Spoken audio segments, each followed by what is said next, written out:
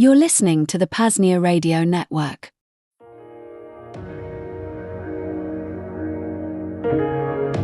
VonuFest 6, the premier, yearly gathering of self-liberation held at the Veritas node of the Free Republic of PAZNIA, happens once again this year, from September 22nd to the 29th. Join fellow self-liberators in our vetted agora, in the second realm, and soak up knowledge from those deep within the realms of breakthrough energy, health and wellness, open source technology, privacy and security, and much more. Alongside that, enjoy the nights around the campfire, underneath the Veritas skies untampered by city light pollution. A perfect view of the cosmos, great conversations, and connections that will last a lifetime. And while this event is not public and therefore not open to just anyone, getting vetted to come out isn't usually that hard. We either have to find someone in common that will vouch for your reputation, or just email Coordinator Rio, coordinator@PAZNIA.com, and send an introduction and background to your liberated lifestyle and path of self-liberation. That's a damn good start, and one that has gotten some folks out here a well-tread path. Anyway, join us for VonuFest 6, happening from September the 22nd to 29th. Most are only able to make it for the weekend, but vetted self-liberators are encouraged to stay before and after if desired. Thanks for your time. PAZNIA.com.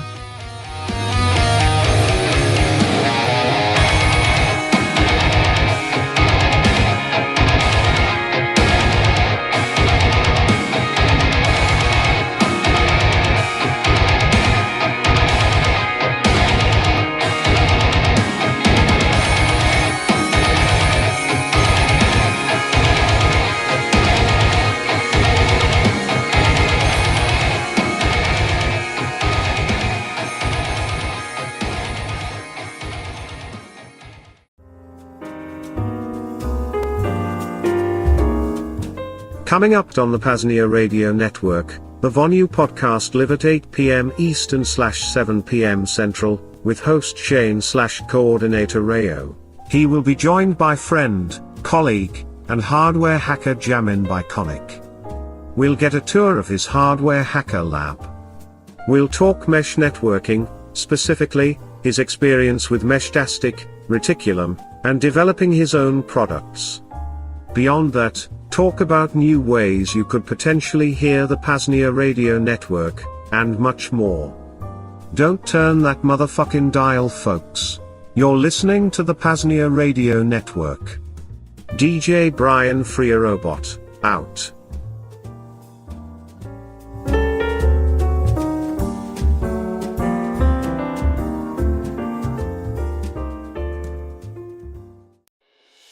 LUA Pub Records presents the most inspirational alternative band in the world, Richard Greaser and the Bugle, featuring the first credentialed journalist, songwriter, and producer. Is he the next Leonardo da Vinci? No, he's just a man who smokes a lot of cigarettes and has a bachelor's in journalism. With great inspirational songs like The Princess and the Podcast Listener. I need a Prince Charming to save me from my depression. A man whose full-time job is listening to Bitcoin podcasts. The hit track, Non-Compliant 1776. All across the country, the people are awakening. Politicians are quivering and shaking. This one-of-a-kind album titled Now That's What I Call Defiance is filled with instant classics. This album is not available in stores, and limited digital quantities are available, so order now. Visit libertyunderattack.com/buglemusic to order today.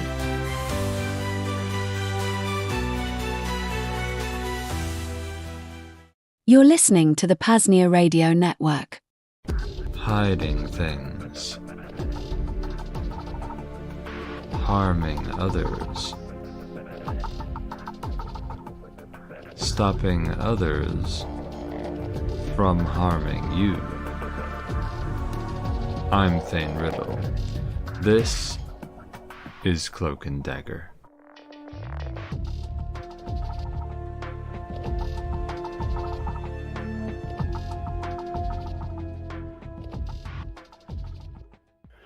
Yo baby, yo baby, yo baby. What's trick? How's tricks? My cloakers and dagettes. This is Thane Riddle punching in for another underpaid shift boss with another underprepared show. Maybe is this the least underprepared show yet? No. It's somewhere close to the median underprepared. We are not live, I think, on zap.stream. But do zap us on Nostr anyway. You can probably find PAZNIA Radio Network on Nostr, or you'll find, if you search for PAZNIA Radio Network on Nostr, you may find a fake account named PAZNIA Radio Network that I made so that your Bitcoin just goes to me. Either way, please zap us, which is a gay way to say give us Bitcoin. If you're a bit less gay, send us some Monero at xmrchat.com/PAZNIA Radio. Tell them Thane sent you. Go to PAZNIA.com/SimpleX Radio right now to get your ass into the PAZNIA Radio Network chat on SimpleX. You can install it on Android. You can install a desktop client if you don't have SimpleX. Later on, I'll start taking call-ins at the end of the show, and I'll check the PAZNIA Radio Network chat and read what you said and answer you live. Since you're scared to call into the show, you could just type something in the chat. Either way, please do get your ass into the chat at PAZNIA.com/SimpleX Radio. Today, my down-to-earth tip. Have I talked about hiding where you live yet? If I haven't talked about hiding where you live yet, I'll do that. And if it turns out that I have talked about that, then I'll talk about hiding spots, stashing things around. I don't know. We'll figure it out. For building the second realm, I'm just going to kind of make it up as we go. We have an urgent retaliation fan mail from our friend Sama. And whatever. I'm just going to, you'll think it's great. Don't worry. We'll talk about building the second realm. Okay. We've got a good guest today. At first I didn't technically get an official guest for the show, but I tricked somebody into being a guest today, called Mike Winter. Mike is the guy who started Midfest, and he started Agorist.market, which I've brought up on the show before. He's also done some work, I think, on Cordal, as well as with building aircrete domes. If I said something wrong about him, he'll just correct me later. He also makes colloidal silver solution, but he can't say that it can prevent, cure, or treat any disease. Yeah, that's because silver is a toxic heavy metal, folks. It's very bad for you. If you swallow any of it or even touch it, you will turn blue and die. At the end of the show, we have call-ins and chat reads.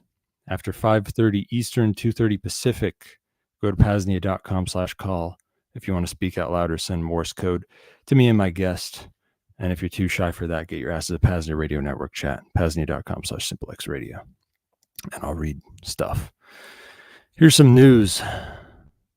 I actually have to care about the time I'm taking today, because I have a guest and they have a show after me now. Okay, so listeners, can you stay focused, please? It's you guys are the ones who are distracting me and making me go long usually. So just please keep it focused today. In cow health news, a human case of New World screwworm was reported in Maryland. Likely not a big deal in and of itself, but it could speak to a bigger outbreak coming to America, as this likely isn't the only one bringing the screwworm over. The screwworm thing has been kind of building for a while. So yeah, cow health could be in jeopardy. Who knows, folks? Maybe not. Small time thugs news. Okay, blah, blah, blah. Yeah, the media wants you to think that there's a lot of racial violence happening in America and Europa. They want you to be scared of dark-skinned folks or light-skinned folks or both. Is this stuff truly happening more, or is it merely that the news wants you to think it's happening more? The truth is, the state has been fucking over the economy hardcore, and there's a very big economic crash coming since the 90s. 2008 was almost it. 2020 was almost it. Central banks kicked the can down the road, making the coming crash even worse. In the meantime, it's still kind of bad, and the little guy is feeling this economic hardship more than anybody. If poverty goes up, crime goes up. This is well known. Of course, it will be immigrants and black folks more than others because they're poorer. So yes, maybe you should be aware that violent crime is likely going to be on the rise. But do not fall prey to the state's psychological attacks when it comes to picking what stories to put in front of you and how to frame them. I don't care if you're a racist or you're an SJW, if you're a Nazi or a nigger lover, Please go on thinking whatever you want about race. Either way, if you want safe and thriving communities, whether they be homogeneous in skin color or heterogeneous in skin color, you have to fight the state, which is your true foe. If you want to have an us and them mindset, you should try out agorist class theory, productive class against parasite class. Forget about wealth, race, and ideology. If somebody's productive, they're on your side. And if they're a parasite, then you can dehumanize them for future war crimes or whatever. And PSYOPs news, but that was kind of PSYOPs news, but here's some actual PSYOPs news. There have been like 4 or 5 guys in the last few weeks who were arrested for crashes, often with a semi truck. Wait, hold on, make that 6 as of yesterday. And here's the weirder bit. Most of them have names that are oddly close to each other. Like we have Harjinder Singh, Harvinder Singh, Harneet Singh, and Navjeet Singh. Okay, well, I guess that could merely be an odd coincidence, right? But it could also be a bit of a wink and a nod that some or all of these events were staged by state spooks. It wouldn't be the first time they openly stamped their signature on something like this. Anyway, when you throw in that these events are easy for the news and folks on social media to link to things like illegal immigration and racial tension, blah, blah, blah, it smells fishy to me. Whether these stories truly, but yes, it could be happening merely to scare folks and fuck with them a bit. And yes, it's not wholly unlikely that the state is somehow behind the calls themselves. Bottom line is this: you're more likely to die in a plane crash or from anaphylactic shock or something because you got exposed to a peanut, or you're more likely to die of that than you are to die in a senseless event of mass killing. School shootings are merely something the news likes to cover a lot because it's good for ratings and because there are political agendas behind it. Duh. You likely knew that already. However, I will warn you that you should stay away from universities because at universities you are at higher risk of catching mental illnesses, STDs, and of course wasting years of your life and hundreds of thousands of dollars. Here's another kind of mass shooting attack that's trending in the news. Folks shooting up churches. You are statistically very unlikely to be shot up at church, much like at school. It's not very noteworthy besides the news covering it heavily. However, you do need to worry about the PSYOP side of this coverage because that's a much bigger threat. What are they trying to do here? This is more divide and conquer bullshit, I guess. That's why they're trying to make it trendy among lefty edgelords to speak well of church shootings and wear t-shirts with the shooters' faces on them and so forth. That's not an organic grassroots thing. That is a top-down thing that spooks are trying to push on folks. And hey, this is a very edgy show where we make jokes about violence and call for violence all the time, right? They're not so far from you or I, so cut them some slack. Anyway, my ears perked up a bit when I read, I guess I was reading with my ears, that this one church shooter said something about picking this one church because folks weren't carrying guns there. That's a juicy thing to say, isn't it? It's almost like they want more folks at churches to carry guns. But I wonder why. Why do you think that might be? Put on your tinfoil thinking cap and ponder it for a while, boss, because I know as much as you do. But I do have a few ideas, but I'm sure you can have your own. In Crackdown news, I spoke about this last week or two, but now it's started for reals. The U.S. has begun to put together a National Guard, so-called Quick Reaction Force.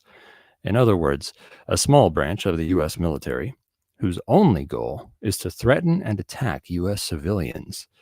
I've already been warning this year that we've been seeing the beginnings of something like martial law in the U.S. as they have very readily deployed Marines to, I think, at least 3 states, and only because there was a little rioting.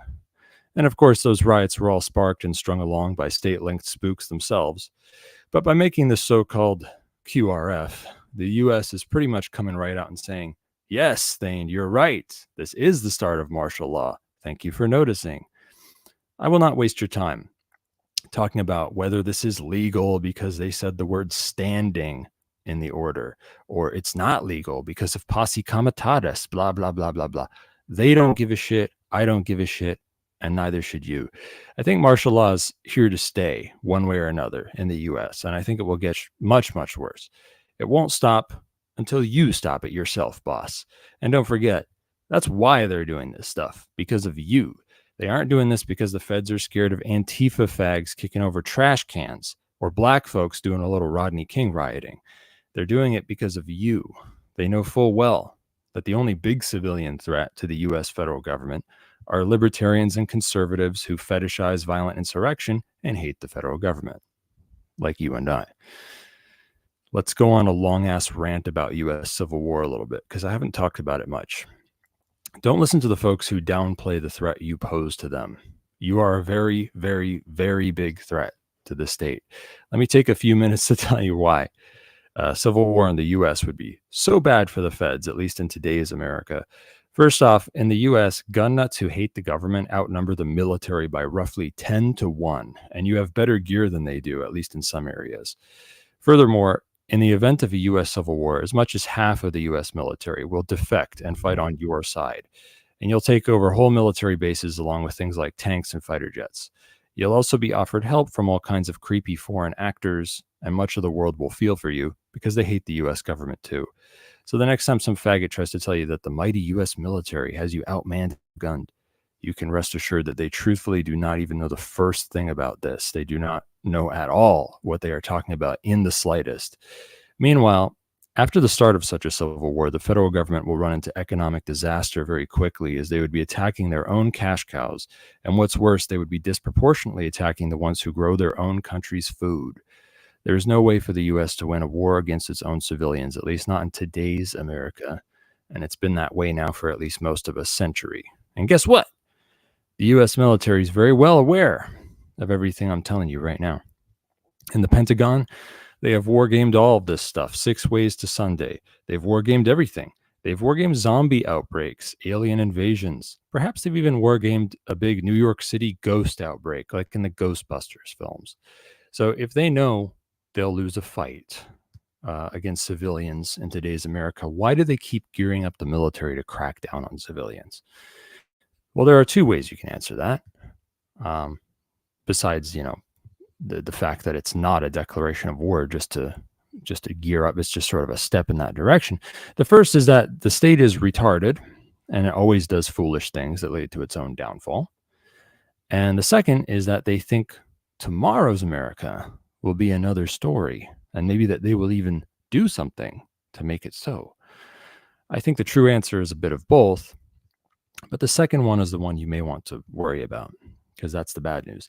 It leads one to ask, how could tomorrow's America be a better one for the state to have a civil war in? There are 2 big ways that come to my mind.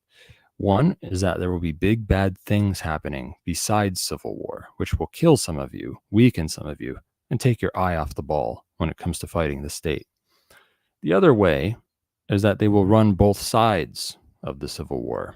I already heard these gullible QAnon retards saying things like, the answer is a military coup led by Trump, and things like that. If you can frame something like that as the answer, then the state can hijack the revolution as controlled opposition. And if they win, then the U.S. can merely shed its skin and rebrand itself like the Soviet Union did. So, long story short, merely wanting to take down the state isn't good enough. First of all, you have to stay alive long enough to put up a fight. So can you guess what I'm going to say? Read strategic relocation. Read the high security shelter. Have a hidden fallout shelter with enough food and supplies for a year. Second, do not waste your time setting down roots in the first realm, where you're always losing energy reacting to whatever new shit the state is pulling now. Be proactive. Like in any fight, you want to switch from being on the defensive to being on the offensive as quickly as you can. You want your foe to be stuck answering you, not the other way around. Switch over to second realms. Put your work into second realms. Sell your goods and services there. Put your money into second realms too, buying goods, buying services, maybe even investing in second realm businesses. And thirdly, this is the fun one. The great coming insurrection of the 21st century will not be fought by volunteers and will not be ideological. The insurrection that puts an end to the state, not merely one that swaps out one state for another, but the insurrection that ends the state and stops further states from growing again, will be coordinated by the most powerful force of human cooperation, the market. It will be fought by professional mercenaries who are coordinated through business dealings, most likely through private smart contracts. This is the so-called movement that cannot be hijacked so easily and will not be stopped so easily either.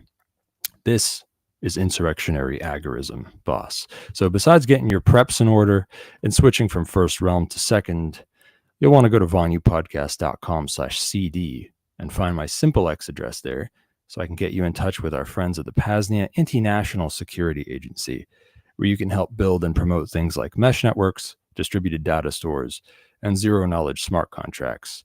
Then we can build our own quick reaction force. How about that? That's VonuPodcast.com/CD, where you'll find my SimpleX address, boss. In war news, Germany warned its citizens to leave Iran, and the West is going to bring sanctions down on Iran again, kind of like they had 10 years ago. But this isn't 10 years ago, so these things likely tell us the war between the West and Iran will flare up again. And who knows, maybe I'll even be talking about that next week. Either way, it was going to flare up again sooner or later, so whatever. While shit in Israel's going down in Gaza and so forth, Turkey kind of out of nowhere, I guess, threw a hissy fit and is telling Israel they're cutting off all trade with them and they don't want Israeli shit in their airspace flying around. You know, Turkey's been playing very coy for many years when it comes to what side they'll be on in World War III. One week they're sucking Russia's dick. Next week they're sucking Israel's dick. I myself kind of feel like this is no longer cute. You know? Like, hey, don't get me wrong. I think it's very funny. And I don't give a shit about the Turkish state. It's a very nasty state. Pretty much nobody likes, least of all Turkish folks. But when it comes to the Turkish state doing what's in its best interests, I think they're playing a dumb fucking game by now. If they piss off both sides in World War III, leading up all the way to the big event, it may not end well for them.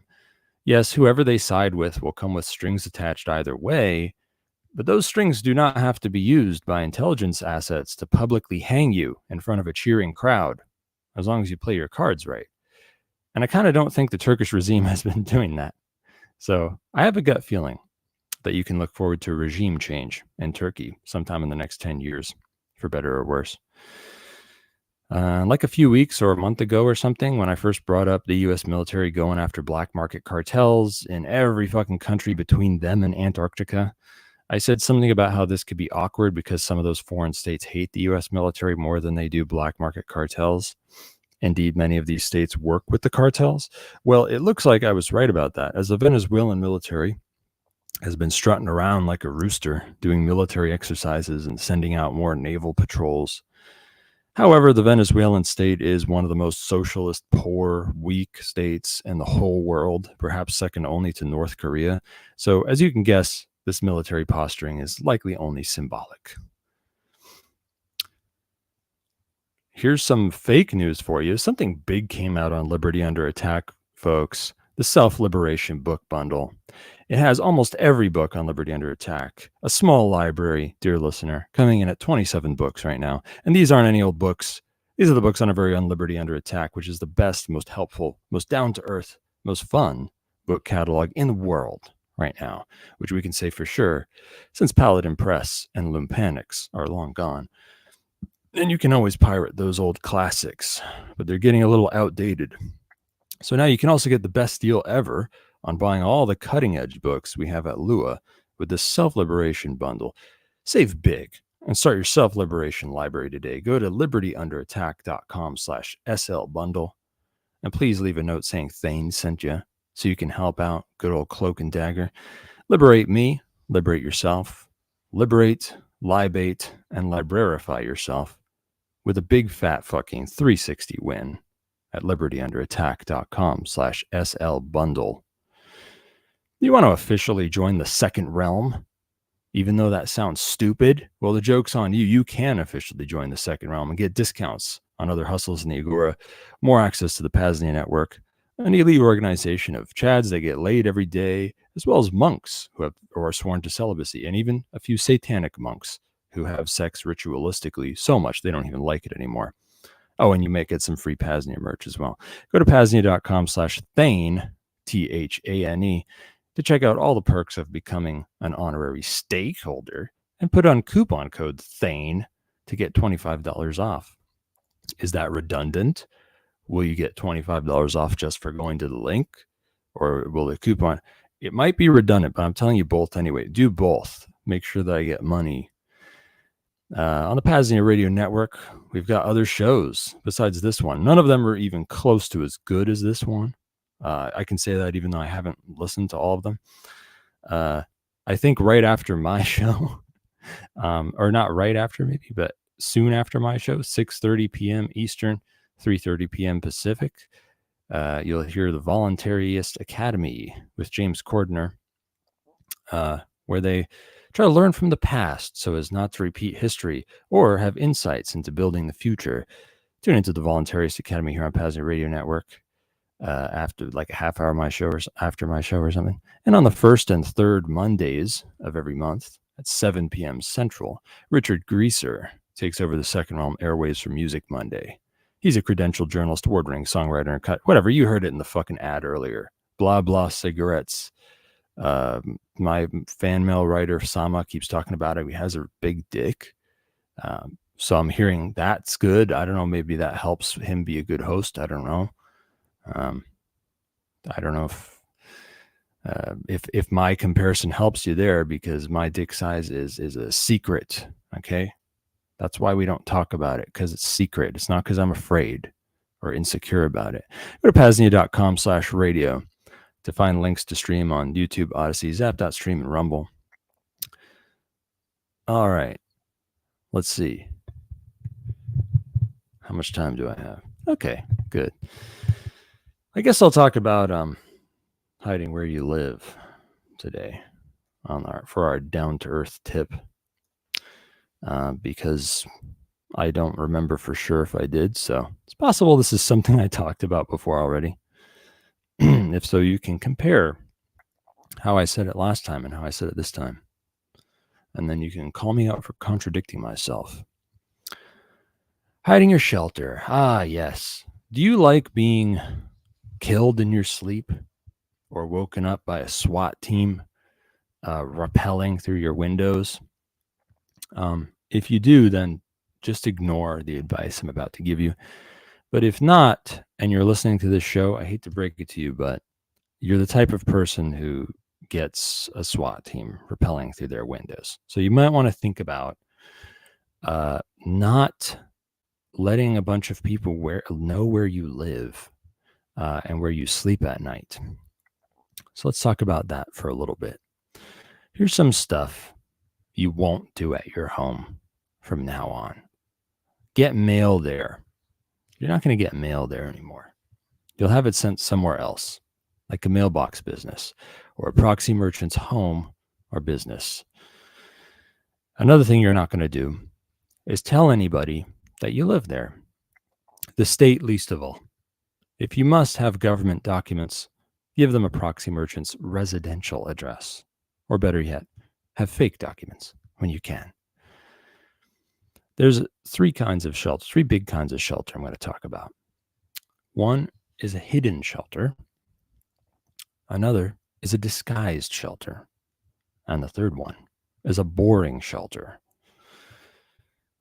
For hidden shelters, here's some kinds of hidden shelters. What do I mean by hidden? When I say hidden, I'm talking nobody knows there's a dwelling there at all. That's what I mean by hidden. I'm talking going all the way.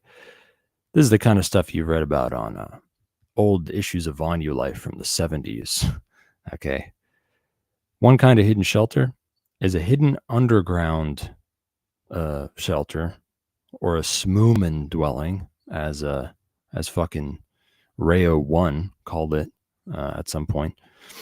Another kind of hidden shelter is a wilderness hut covered by branches and shit. Here's another one. A camo tent behind a bush or something. Here's another one. An RV or something parked out of the way behind some shit, maybe with a camo shroud thrown over it. You can also have a hidden shelter indoors, often in a basement. This could be in like some house or something, but this part of it's hidden. You know, of course, people know, oh, that's a house or whatever the fuck it is, but they don't have to know that this little part of it is there. It can look like it's not there. A hidden shelter maybe in the basement, or a panic room, all behind a hidden door. And then, of course, we have squatting in a hard-to-reach spot of an abandoned building. And you can make spots hard to reach in abandoned buildings, but do hang out, scope the place out for a while to make sure it's not claimed, because you might be shocked to find how often abandoned buildings have people squatting in them already, and sometimes they don't come back for a while. So hang out there for a while, see what happens. So that's hiding your shelter. That's when no one actually knows there's a shelter there. Let's talk about disguising your shelter, the second kind. Here's some kinds of disguised shelter.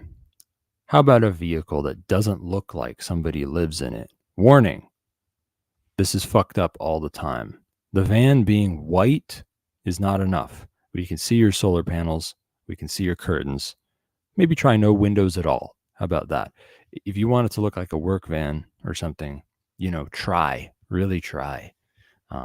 Because you can do that, but you got to make some sacrifices. Here's another disguised shelter, shipping container. We have some folks like that, friends of PAZNIA, like shipping container dwellings. It's a very efficient building material for buildings. Now, of course, you want the shipping container lying somewhere that's not too weird, where it doesn't stick out like a sore thumb. It could be an industrial lot. It could be some land out in the country. People have all sorts of weird shit lying around on their land in the country. It could be stashed among many other containers. Ooh, there's a crazy one. What kinds of connections do you have that you're able to hide your shelter in a fucking dock, stashed among other containers? I don't know, but it could be done with the right friends. Of course, better yet, you may hide your shelter behind some junk inside the container, so that even if someone opens the container, they can't tell. You can also have a disguised shelter in a rented space that's not meant to be a place where you live, like a rented office space or a rented storage. You, for the most part, want friends, at least for storage units, because people watch for that, and they don't. It's pretty much always against policy for you to live in a storage unit. Now, the third kind of shelter is boring shelter. This is the classic one that people traditionally go for the most often.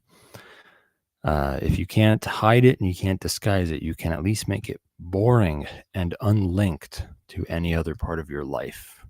You just have one name and everything for living there. But there's different ways that can manifest. So one kind of boring shelter is a boring structure on somebody's land out in the country. It's especially good if you can only get there up like a bumpy off-road trail, some place that's hard to get to. If you make a structure that looks pretty boring, like on one hand kind of abandoned or not very, but on the other hand probably doesn't have anything good in it, that's like the best combination. You can also go with a house or room or whatever that looks and sound like the other ones around it. Okay, if you got to go somewhere where there's other shelters, there's other dwellings around it, just don't make it stick out. Start with that as a starting point. Don't make it stick out. And if you're going to be, whether you're going to be renting or buying a property in the white market or the gray market, as the case may be, make sure it's under a name or whatever, whether it be informally or whether it be a legal identity and there's paperwork. Either way, it's got to be something that's not connected to other sides of your life. Trust me, this is people kind of take this stuff lightly and often don't do it, but it's actually kind of a big deal. It's kind of a big, where you live is like really, really sensitive information. So you can have your property registered to, and the bills paid by, let's say, an LLC, an anonymous LLC, or because that's like an American thing, or it could be a proxy merchant, or it could be whatever else can't be tied to you. And if you put in a well or you bury a propane tank or something like that makes you seem more prepared or more off grid, do it off the books. Do it without a permit. Just do it illegally. Okay, it's not worth it. Don't be scared. You should be more scared that they know you have it. It's something they go after all the time, even before hard times. They regulate it. They go after people for getting well water, and there have been places where they go after people for collecting rainwater.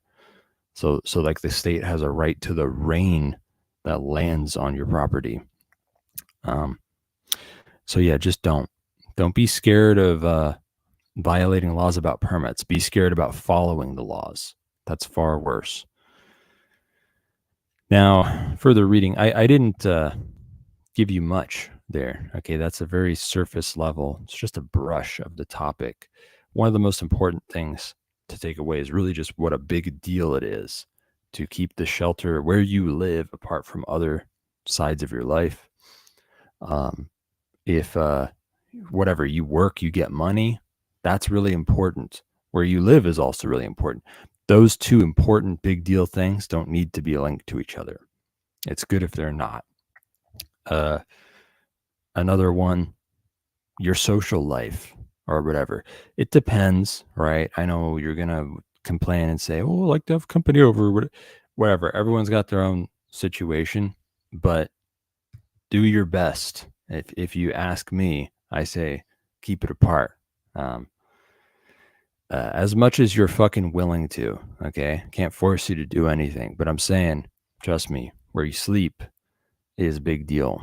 And you should keep it unlinked from other sides of your life. Okay, if people know that you're a violent anti-government extremist, or that you're hoarding things like gold or food or guns, there are a lot of reasons why you don't want people to know where that is. There are a lot of reasons why. Because either the state will come to redistribute it when shit gets tight, or some people that you thought were your friends or whatever will come to redistribute it. Because when you're gonna die if you don't find food, that changes things, changes how people act. So don't trust anybody. That's Thane Riddle's advice. There's your down-to-earth tip for the day. Don't trust anybody. Don't be close to anybody. And if someone acts like they love you, kill them immediately.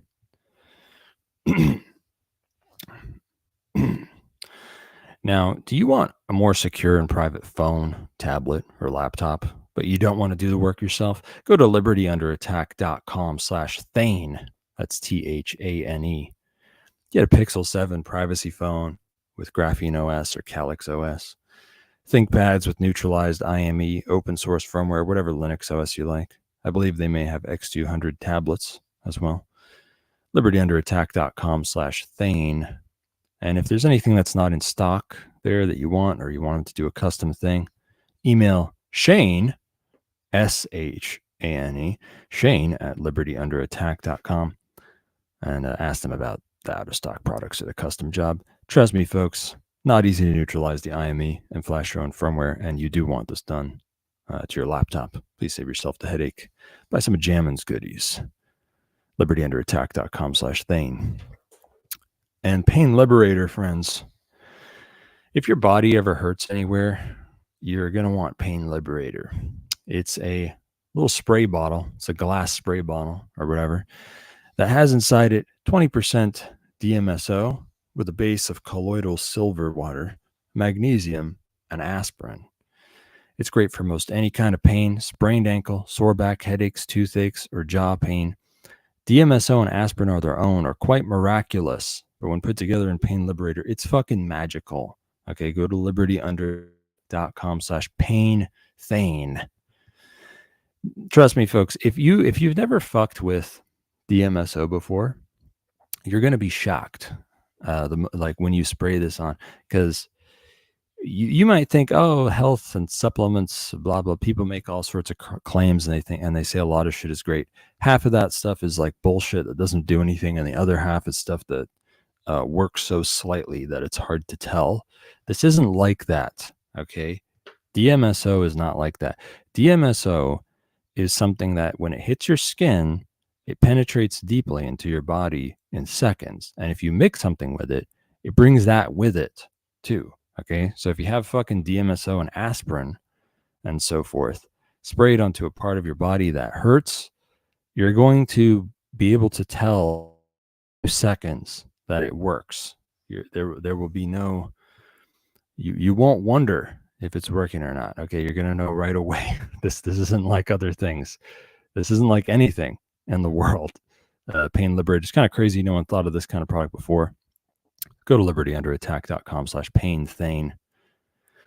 And by the way, the colloidal silver that's in Pain Liberator is actually now, at least in the latest batches, it's made by our guest today, who can make absolutely no health claims about colloidal silver because it's poison.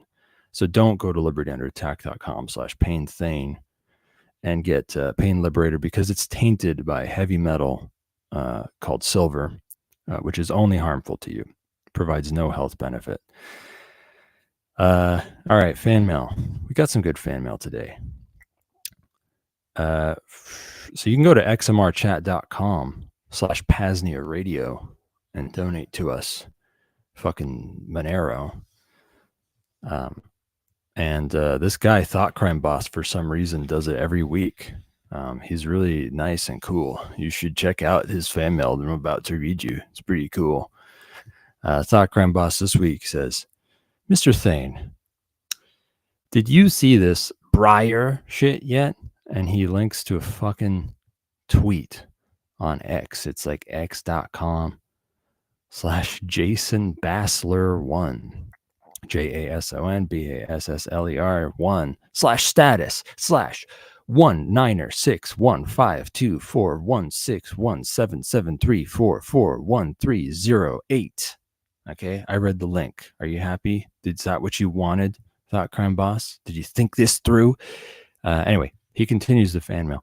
Now that feds are going to tracking our gate and everything else from the sky, should we all be moonwalking around town or what? Follow me at Bitcoin Renegade.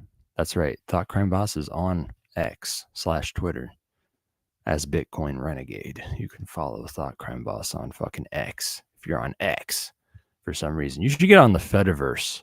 Thought Crime Boss on Pleroma or Nostr. Oh yeah, Nostr. That's what the kids like these days. Okay, so yeah, the Breyer thing. I mean, truth is, it kind of doesn't feel like something new to me. It feels like it's, yes, of course, it's it's growing. It's becoming a more real threat. So yeah, the technology to track not just facial recognition, but also other things like hand recognition, the way your fingers look from the back of your hand or whatever, and gait recognition, which is one of the worst ones, where the way that you walk can be used to fingerprint you and identify you pretty well. It shouldn't come as a shock that you could do that, because they've known for a long time that humans can tell humans that they know apart just with their gait. They've done like experiments where they have people walk with motion what's the word? Motion capture. Yeah, they have people walk with motion capture, and then they have like CGI beings. They have like 3D models of people who are anonymized models, but they just walk with the gait of people that they know. And you can mix that in with other people walking that you don't know, and you can tell them, okay, which one is your mom or whatever, and people can pick them out with how they're walking. So humans can do that. It was a long time ago. They figured out how to do this with AI years and years ago. It's actually been brought up before on this show from another Thought Crime Boss question. So he knows. Thought Crime Boss knows about this. Facial recognition, gait recognition, and whatever, fucking what clothes you're wearing, and and there's contextual information that you can plug it in. Like if you tell the state, like, for example, where you live, like we were talking about today. If they know where you live and where you work, and that the same person lives here that works there, that's, you know, the kind of stuff that I say you should keep unlinked from each other, and you shouldn't tell. If they know that stuff, that also increases their accuracy and connecting things when it comes to identifying people. Yeah, this stuff is bad. So yeah, the whole thing about it becoming bigger, you know, like they're going to have more drones and more cameras that are openly doing this stuff. Now it is kind of further behind than they would like. Like I said, they could do this technically years ago, and it's still going to be years more before it's actually really, really Orwellian thing that's everywhere. But yeah, okay, moonwalking around town. So yeah, I could talk about how you can cover your face, you can cover your hands, you can wear a cloak everywhere and have a fucking you know, mask and a cloak like it's Venice. And if it was kind of culturally normalized, like if there was like a movement to do this and you weren't the only one doing it, then it would be good. I would sort of be happy about a movement like this. Like, I think there kind of could be something like a weird anti-surveillance movement for where people dress like creeps and walk around with masks and cloaks on, like it's Venice. That would be cool. But it's not happening yet. And so like, if you do something like that now, or moonwalk around town, then, you know, you'll look weird and it will be weird.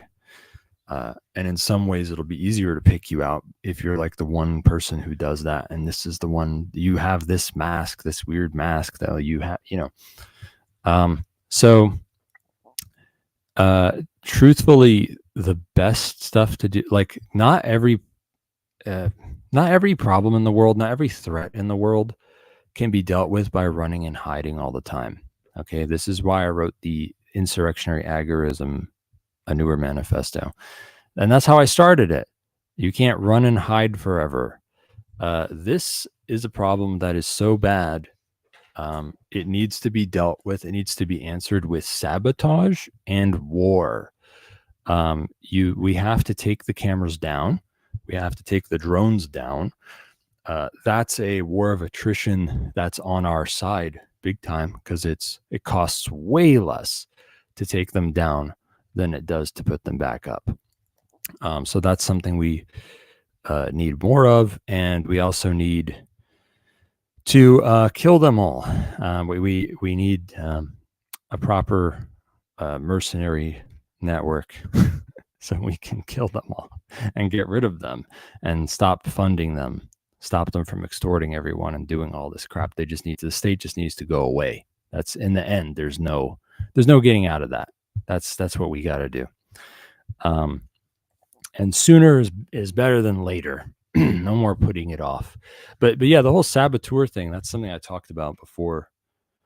Where it's one of the early things that cipher mercs can do. That's like kind of a low risk thing that it doesn't, like, you know, there are people who never have to actually engage in direct fighting with another human. There are people who can just be saboteurs, right? If a bunch of people are, the example I used before, if a bunch of people are covered against parking tickets and speeding tickets, or speeding tickets, red light tickets, if a bunch of people are covered for that in an area and a protocol, it starts making financial sense to hire someone to go to that area and start cutting down speeding cameras and red light cameras. For example, it will actually cost them less than covering, paying the fines.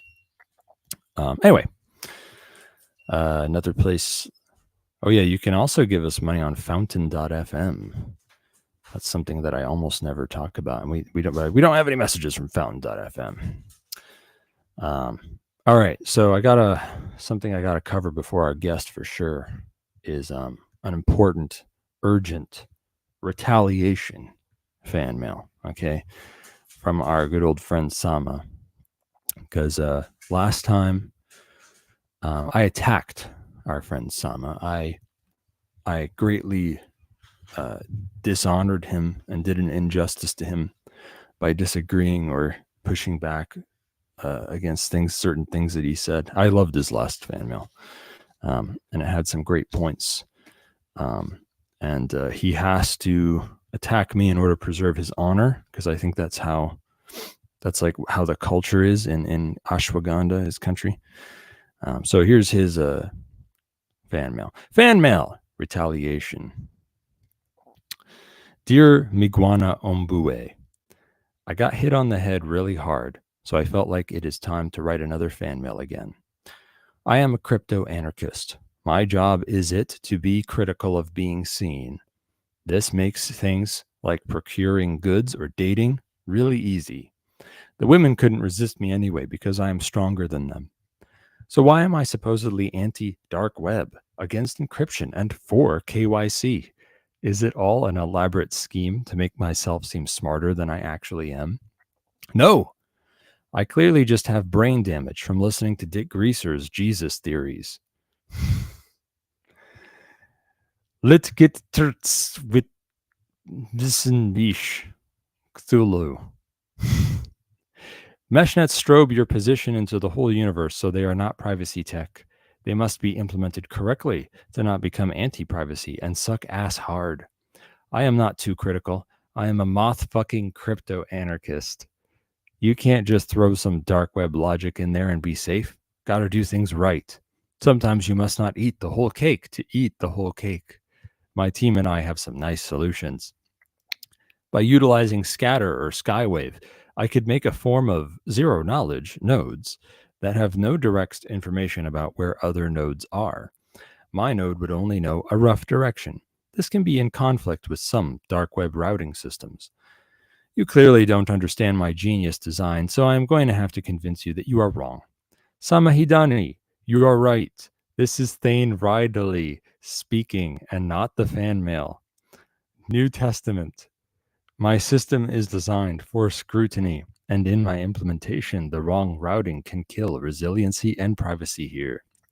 The node protection is the most important thing here, hence nodes are cool. No nodes, no talk, no Minecraft, online, but LAN would still work, of course. If nodes are easier to detect, then we increase the attack vector and reduce privacy. He who controls the node controls the privacy. When the node is gone, only I will remain. John 2:27. I'd look into end-user-owned, trustworthy last-mile systems. In my case, I can make it like half a Dick Greaser long. Courier pigeons, maybe? In simple words, I'd like to make invisible networks, maybe routing agnostic privacy, last-mile systems, and sweet game theory. Back then in the army, I was repairing radio systems with spit. I once even fixed my sergeant's dick with saliva. I am running out of Adderall, so I will write more in the future. My friend Ives Malcock and I have worked on some great game theory about all of that. I can't wait to share how right we are about absolutely everything. We also have worked on an implementation of using the blinking of a robotic sex doll to transmit position. In context of legal 2.4 gigahertz bands, you can probably throw in everything I said out the window. And yes, that counts for scalar waves too. Nodes don't lie, so do I. For further research, I recommend looking into the work of Shamblane Mambadi, Jehovah Jeremiah Crosby, and Stronic Nethloft. Further self-indulgence and the return of the Jedi. It also makes sense to use high-power scatter or skywave when being very creative with the definition of legality. That also only makes sense for scenarios like Creeper Wars or Diamond Pickaxe battles and riding piggies. I am not speaking in code here. Branding and zero-knowledge KYC implementation. The brand symbol for my network would be head of a Teletubby. Tinky Winky, to be precise. One could also call it the Zoomer Web, to show that we are done with generosism and as a sign of unity between generations, and that there will not tolerate further discrimination or exploitation by the old ones in our societies. I once saw a boomer greedily eat asbestos, and I told him that I felt like he was one of the good ones. I get it, though. The mouthfeel is quite unique, and it is good at removing excess enamel. Nigger. To explain in detail, I probably will have to come live on your show, but I guarantee that that will get you banned, even from PAZNIA Radio Network. And don't worry because of the grammar. I am not a midwit or a dyslexic. I am just on large amounts of horse coke right now. If you all get retina cancer from my grammar, I am not sorry. Get tougher eyes. To the brain cells that haven't left your head by now, I just want to add, ambiguity is the enemy of uncertainty. I also possibly can't tune into the stream because I have to commit some arson in Washington this weekend. Lack of knowledge about troposcatter is problematic. The punishment shall be dispensing of 15 liquid ounces of superglue into the butthole. Fail hereby not, and make in due time. Sincerely, Miguana Umbue. There, that was a great use of my time. That's a lot of free I mean, shit, I don't even have to answer that. That was just good on its own. I'm glad that you helped me burn up a bunch of time so that I can pretend that, oh, there's all this great stuff I would have done, but I just didn't have time. I got to talk to the guest now. But let me see if I can respond to some of your, I'll try and get some points out of this. Cthulhu. We got moth fucking. Okay, so I guess one point he's making that's kind of I would like to hear more about is where the conflict is between darknet stuff, like let's say we have onion routing baked into a mesh network protocol, like from step one, which is kind of like what I was saying we should do. And he's saying that it's a big deal to look at physically hiding where the nodes are, which I totally see eye to eye with. But I was sort of saying, well, I think we should have both. And I think he's hinting here that there are times when it's hard to have both. There are times when onion routing might be hard or bad to do at the same time as some of these other things that he's talking about, like using troposcatter or whatever to make it harder to tell. I guess I assume he's talking about troposcatter as well as directional transmission. I think that's what he's hinting at here. Like not a directional like laser, but maybe like a directional cone or something that is very slight, that has a very slight spread to it. That's then troposcattered. So that way you can only tell a rough direction it's coming from. You can't tell where it is. That's good. I mean, I want to hear more about this. And I guess I just wonder why you couldn't do onion routing with that. Like, what does it matter whether it's just a question of whether the data is encrypted or not, pretty much. I guess, well, maybe I could almost guess one of the answers to that is onion routing needs you to know for sure what the route is going to be through the network before you send something so that you can encrypt it onion style properly. So maybe he's thinking of times when the network needs to be so agile that it can switch up how it's going to route things mid routing. Or I don't, yeah, but I'm just making that up. I have no clue if that's what he's talking about. I'd like to hear more about this. What is the conflict between onion routing and the stuff that you're talking about? And if that was it, I could say, well, maybe you could drop the onion routing, or maybe you could have multiple different route possibilities in mind, and you could do like contingency onion routing, where you have encrypted packets that are encrypted for multiple different nodes, maybe. So that way you could have like onion routing that supports changing the route midway. I don't know. Let's see. Is there any other before the ad break? Is there any other good thing to respond to? I agree with the Zoomer web thing. I agree with the Tinky Winky thing. I think that's a big deal. I agree with the nigger thing. I do want to have you on the show if you're interested. Sama/Miguana/whatever. But anyway, we're going to go to an ad break. And then after the ad, we're going to have our guest, Mike Winner. So stay tuned and enjoy these messages about the fine products and services of our sponsors.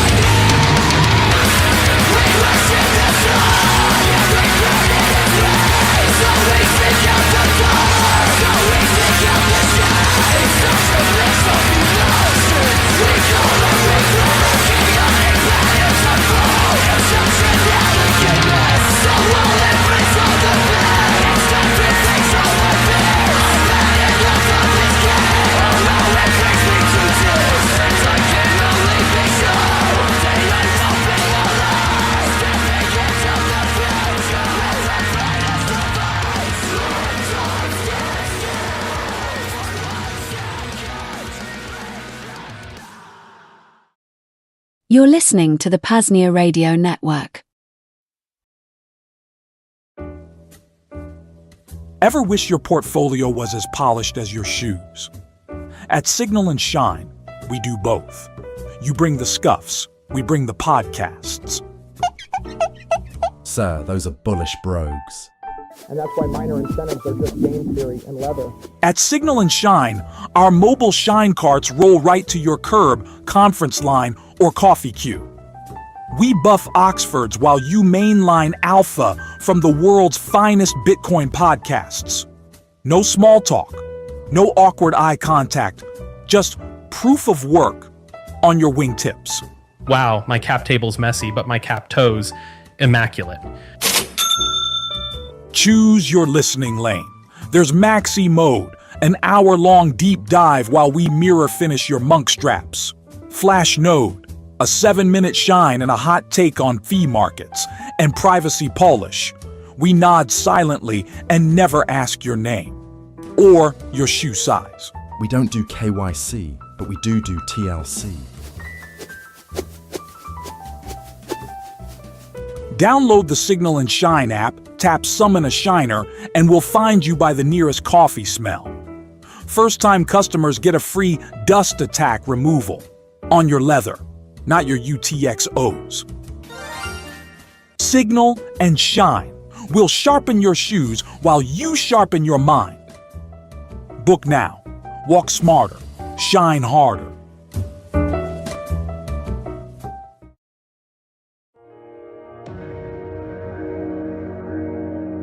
Brian FreeRobot here, with a quick update pertaining to the Free Republic of PAZNIA.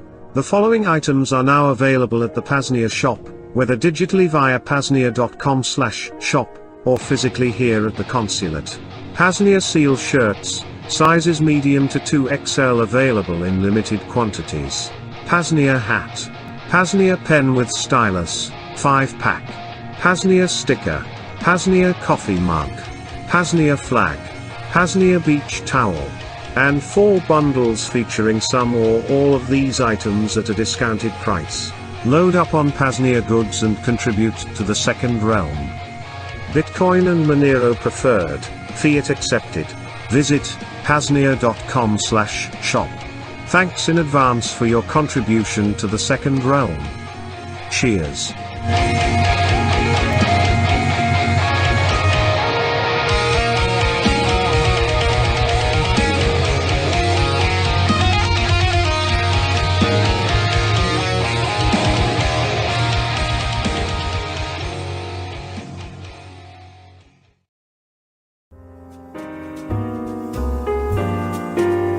While infrastructure costs for the PAZNIA radio network aren't exorbitant now, there are some costs. It will also increasingly demand more time as we move towards longer transmissions and more transmissions. If you'd like to help cover current costs and even the expansion of our efforts, please visit PAZNIA.com/shop. There, you can make a one-time fiat, Bitcoin, or Monero donation. You can become a stakeholder, and you can even order some one-of-a-kind PAZNIA merch, ranging from shirts to hats to flags, all the way to beach towels. Again, that link at PAZNIA.com/shop. Cheers from the Free Republic.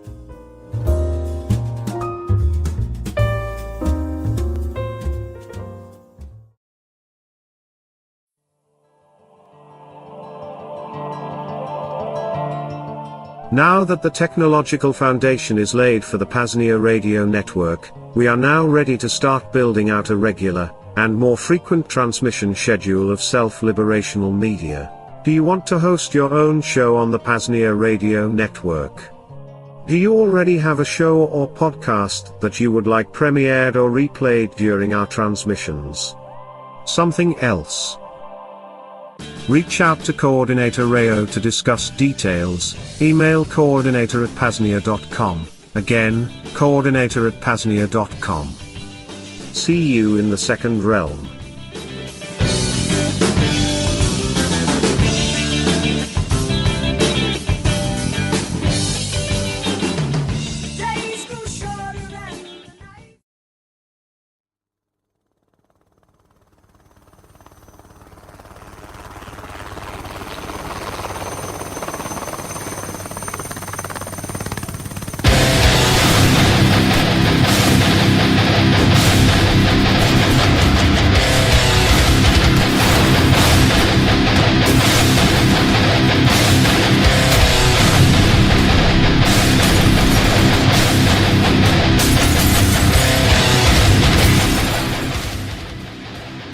And now, back to Cloak and Dagger with host Thane Riddle.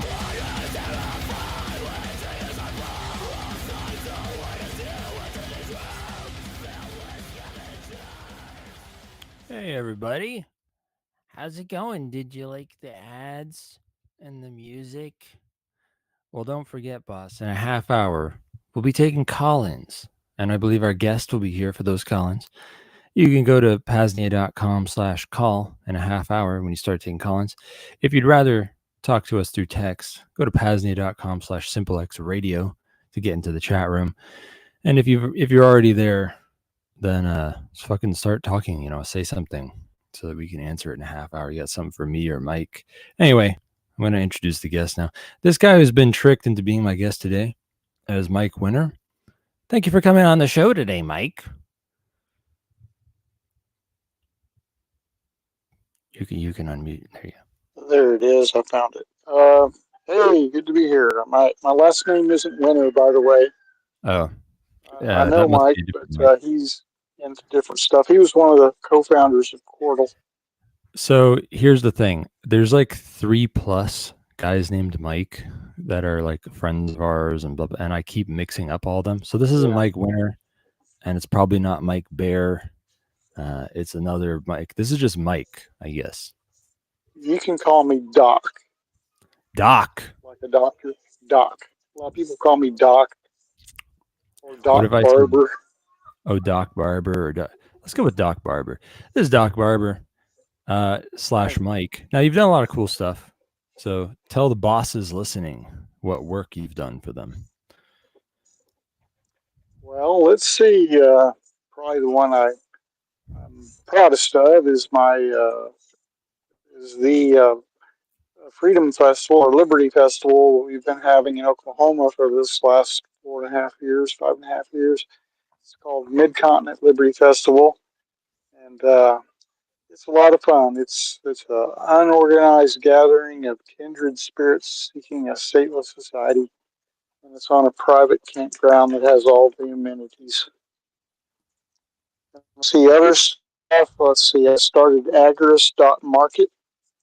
That's basically just an introduction service. It's a list of a bunch of businesses and in various categories. And if you're looking for something, you want to pay with something besides credit cards, you go there, find the business, contact them. And Agorist.market has no involvement in the transactions, so it doesn't get silk roaded, And right now I'm in the process of trying to finish up a helm. It's a aircrete dome, 2 domes connected with an arch, and building it for my sister. So I tell people it's my dream house. I'm building it for my sister, and it's really cool. It's a one of a kind structure. Now, Midfest is happening in like 5 weeks. Is that right? Yeah, it's the first weekend in October. Yeah, we have them every October and April. Does it start on like Friday or Saturday or what? Well, people start showing up maybe a week in advance, sometimes longer, and then people stay after till whenever, and a week or two. So it's mainly about that first weekend is when the most people are there.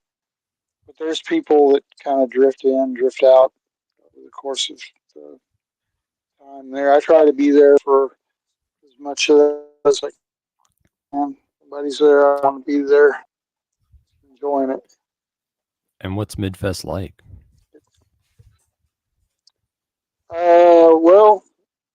It's always different. It's always wonderful. It's just a bunch of people getting together, camping in the woods, and then whatever ideas they bring in their mind for things to do. And you just never know what's going to happen. There could be a jam session. There could be fire throwers, or Elvis was there last time. I thought Elvis was actually dead now. Kind of uncertain at this point. Yeah, he might And have. I don't know. How long has Midfest been going? It started in April of 2020. Or no, actually, it was October of 2020. I tried to do it in October of 2019, but the campground that I tried to start it at flooded out because huge rainstorm the night before. It was right on the river. The next time, I went back to that same campground in April, and it was during the whole COVID madness, and he decided he was going to shut down for the COVID thing, and so then I went looking for another campground and found this one not too far from where I live called Copperhead Campground, and it's a big old campground. Lots of thousands of people can camp there, and the guy that owns it's cool. He don't bring credit cards to pay him with. He prefers cash, or I pay him with silver for my camp usually. And he's What if cool. someone wanted He takes to, care of. what if someone wanted to pay cryptos, or someone who could like facilitate that? I'm sure we could make it happen. I mean, there's enough people around there selling for crypto that we could come up with an arrangement to get cash in his hands or something else. And where? It's located in the far western foothills of the Ozarks. in the land currently known as Oklahoma in the far northeast corner, very near a town called Spavin. Beautiful area. In fact, several people have relocated into the area because of Midfest. Huh. That's kind of cool. You got like a little, it's like a Free State project kind of thing going, except smaller. Yeah, I call it higher quality. I call it an unintentional community. Unintentional. Not That's the best kind. Yeah. So tell us about Agorist.market. Well, I started that it's a few years ago now. It's before Midfest, and it was basically because we needed it. I mean, there was nothing out there that provided that service, and so I decided, well, what the hell? I've been doing websites since the '90s, and I decided to throw together this website and have it where it doesn't gather any information. It doesn't have any cookies. It's just plain old HTML with no script. And at any rate, it's people. A lot of people have listed their businesses there, and I take donations to help cover the costs of the hosting and the domain name. And I've had a few, not a lot, but it's working. Well, you've got some ads too, right? Yeah, in fact, Liberty Under Attack is one of the ads. Yeah, I've been that's right. Working with them for quite a while now. Yeah, and I've remember had when I had the on, not an advertisement, but like I made a posting on Agorist.market like a long time ago. I've known about Agorist.market for a long time. You listed your business there, huh? Yeah. I think it says like RiddleSec security consulting. I don't remember. I should probably update it. But yeah, man, how long has it been around? It's been I've known about it for years and years. Yeah, it's been at least 5 or 6 years. Quite a while. I've enjoyed doing it. I've had the opportunity to correspond with a lot of interesting people. Yeah, Agorist.market is a great place to list your business, and I would say to advertise too. More people should buy advertising on there because, like, I feel like there's a very unique demographic that's looking at that site, and I feel like Agorist.market is one of the top sites in this space. Like, it comes to mind pretty early when I think of like Agorist stuff or whatever sites that list businesses that accept crypto or whatever. It's one of the top ones. So more people should buy ads on your website. Yeah, and for ads, we accept either silver or crypto. Yeah, that's cool, dude. Now, do you have, what is your connection to Chordal? Since I'm apparently confusing you with another mic that has to do with Chordal. Right. But my connection with Chordal is I discovered it a year and a half ago, maybe. And before that, I had been publishing websites on IPFS, just to protect them, from the future. And but IPFS had a lot of issues that made it not real very user friendly for publishers. So I happened across Chordal. I was down speaking at the Greater Reset, and I happened across Nick Winter and Jason Crow. They were there talking about Chordal, and I kind of got interested because it has a lot of features that I felt like were missing from IPFS. Also, it has amazing capabilities, and they just keep making the platform better. What are some features you'd say Chordal has that IPFS doesn't? Well, let's say that you want to support somebody by also having their content on your node. You'd have to keep track of whether the source content had changed. And then when it did change, then you have to do another operation. And it wasn't just a simple little click a button and follow and it automatically happens. Well, that's how it is over on Chordal. I mean, they just simplify things a lot. And Coral, people think of it at first as being like a program. It's not a program, it's a platform. It's like a new internet. And right now, they're in the process of, well, today, Portal is basically running over TCP/IP, the legacy internet, and the username IDs are completely separate from the IP addresses. So really, within Portal, you don't know where anybody is, but there's still that weakness there. There's an IP address it's there. And so what they're doing is they're getting ready to set Portal down on top of Reticulum as its trunk line. So every user has a Reticulum ID, and the pathways have already been established for communication through the network, and there's no IP addresses associated with anything because that's already been taken care of by Reticulum. And Reticulum also adds one more layer of encryption. Yeah, that's cool. I'm interested to hear that Cordal is thinking of integrating with Reticulum in some way.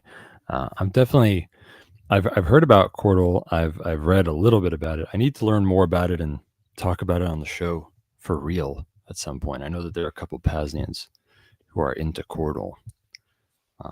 So is that what how I you want to do is I want to get you connected with the founder, Jason Crow, and he can talk with you as long as you want about it. And he's basically the daddy of Cordal. And he's a great that would be interview, so I want to get you two guys connected. Yeah, that would be a great guest for the show. Yeah. Yeah. Do it. Now tell us I'm about just the a user, right? Yeah. Well, you seem kind of like a power user though, and you're like a publisher. Well, yeah, I like testing new stuff, so I'm always doing that, But mainly, I think using it is the best thing to do. Like, I publish all of Corbett Report stuff on there. Oh. Publish anti-war news every weekday morning there. Right now, I'm in the middle of putting up the Pyramid of Power series from Conscious Resistance. And I'm starting to load PAZNIA stuff on Oh, that's there as cool. well. That sounds like cool work. So tell us about this aircrete domes thing. That's okay. Aircrete is a material that's basically foam to cement. It's 1/6 Portland cement and 5/6 air. So it's real light. And the 8-inch walls that we're using have a R value of about 40. And then because it's all mortared, it's very, very tight. So this thing's going to be like living in a styrofoam cup as far as insulation strength. And it won't deteriorate. It doesn't tend to be attacked by usual things that get wooden houses. It's very, very storm resistant. The shape of it is just naturally lets something like a tornado just go right over the top. And then we've got the whole outer structure covered in a mesh of basalt, which is a type of concrete reinforcement that goes all the way down and ties to the slab. So this thing ain't going nowhere, and the way it's built, it's going to be there for 100 years. Structure. Yeah, I've heard about aircrete before. It sounds like a really promising building material. Because fuck, it's super durable. It has insulation built into it. Fuck, it's really now. What's the process of like making it like what kind of equipment do you need? The first thing you do is mix up the aircrete to pour in a mold. And the way you do that is you first mix a 94-pound bag of Portland cement with the amount of water it says on the bag. And then you inject a very, very foamy, a foam with has a lot of durability. It's a special foam that's used to mark fields for crop dusting and stuff. And so you want the bubbles to last long enough for the cement to start setting up. And so you mix that foam in there, and then you pour it in a big mold or a form, and it takes 4 barrels full, 4 55-gallon barrels full, probably with about 40 gallons in them, to fill these molds. I've got 2 molds, and the molds have dividers in them and stuff. So what you end up with from a mold is 11 blocks that are 8 inches thick and 39 inches long and about a foot tall. That's the top side. It can rise or be higher or lower a little bit. And long blocks are what you use for building arches. And then to build the rest of the dome, you cut each of those blocks into 3 equal lengths. And then those get stacked like igloo blocks. And as you go up further over the top, it helps. You use a lot less mortar if you bevel back the top and bottom to have the natural flow curve. And then on the sides, I like to make one side really square with the rest of it. And then the last side I cut to be what fits best on that particular course of blocks. You can just make a whole bunch of those and just lay them like bricks, And we did that all the way to the top. If you've ever seen the Elfleet Dome before, particularly at the very top, the block work gets very chaotic. There's a lot of mortar, and mortar has nowhere near the same insulation strength as the air. But it's taken a while. It's been working on it for coming up on 4 years now. But the first year we didn't get much done. But we've been just plugging away at it. Is that because you're just one guy? Well, I've had helpers. There's one fella in particular. His name is Brian. And he's probably laid 90% of the blocks. And I cut at least 90% of the blocks. Between the two of us, when we get on a roll, we can really get a lot of block laying done. We had a young lady named Anna that was here for a while, helping out, and then another couple, Travis and Rebecca, who were here for a while, and then another couple, Pocket and Kate, out for a while, helped a little bit. And yeah, Pocket's a cool dude. He's fired answer. How is it? This sounds kind of low cost. Like it sounds. Is this like cheap? It's low cost but high labor. Right. If you got people that have the time and are available to do the work, then all you're having to do is buy Portland cement and soap bubble solution and some, electrical conduit and stuff like that to finish it out. But I put all those conduits in myself as we were building it up. So really, it could be very inexpensive, and also you can save a lot of money. This one has a full floor, like a slab, and I think if I were going to do this again, instead of having a slab, to save money and be able to do it all myself, I'd put in a stem wall all the way around, and then in the center do what's called an earthen floor, which is built up of finer and finer and finer grains of the dirt and oiled. And so you end up with this kind of leathery, just really good feeling floor, Huh. That would save a lot of money. But there again, there's more time, Yeah, that's interesting. Now tell me about this. whole thing documented about how to do it. From this project, I videoed and documented everything, and all of that is on a website. It's at Bastion, BASTION.com/Aircrete. That's Aircrete with a C, CRETE, Domestead, like homestead, but with a D, all that one word. And that puts you at the website where everything's documented. That's cool, dude. Now tell us about the colloidal silver stuff. Well, I kind of got into that in a sideways way. Back when the whole they were having the Ebola thing and shipping people to Dallas, and and they were wandering around. So my thoughts went to, well, what happens if they actually do pass this along? What do you do about it? Because I didn't want to have to go to a doctor.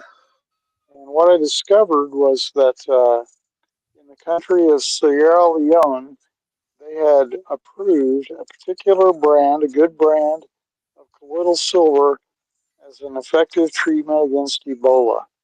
And that just kind of caught my attention. It was like, what the hell? I've never heard of that before. So I got to checking into it. And it turns out, oh man, there's just websites full of all the things that have been claimed to cure. And so I got to look in, and there's a lot of colloidal silver brands out there, but there's only like a handful, maybe 10, that are actually good products. And what you want with a good product is it should only contain pure water and silver nanoparticles, and then some silver ions, because that's kind of unavoidable territory. So I found that those products were real expensive, and the reason was, and still is, that they've had to deal with legal attacks, against them by the government and all those fees. And so I got to looking at that and said, well, I don't want to spend that kind of money. And I found out there were machines where you can make your own, and I figured out those didn't make very good stuff. And so then I spent the next 4 years, I'm an engineer, and I developed my own process, my own unique process from scratch to make colloidal silver. And I sell my colloidal. There's a physical limit. You can only get almost 50 parts per million of silver suspended, which is what a colloidal solution is. It's suspended in pure water, and the only thing keeping it suspended is mutual repulsion. So you can get almost 50 parts per million. Well, of the good products, the highest claimed on their products was 30 parts per million. And I get mine analyzed with spectrographic analysis at a local lab occasionally, and it runs 40, 43. So it's pretty good. And while I was learning to make that, I figured out how to make dry silver nanoparticle powder. And so the problem with a lot of products where you've got silver in them is people try to add a little silver. And when you're talking about something like a cream or a balm, it makes it way too loose if you add any at all. And so with the dry powder, I was able to mix it in with creams and balms and makeup. I've got a couple of lip balms and silver cream with 500 parts per million and 150 in the lip balms. And so the business has just kind of grown, like that. I've never been on Amazon. I don't sell anywhere online other than at Etsy, where one of the rules is you have to make it yourself. And I thought, well, okay. And if people really want to use a credit card, then okay, they can help me cover the expenses that I have to pay, The rest of it's all, like mail order, festivals, just word of mouth, old school. And for the creams and balms, what kind of silver concentration do you get? In the cream, that's 500 parts per million of silver, Oh shit. which is really ridiculous. For the longest time, I had no competition at all. And then one of the companies that makes a good colloidal silver product now has a cream with 60 parts per million. But mine has 500. It's probably a lot more than anybody's ever going to need or want. And my balms have 150 parts per million because with a balm, you have to do the mixing with it warm and still liquid, but not too hot. And I found that if I put in more than about 150, I started seeing a little bit of settling. So that was kind of the limit on it.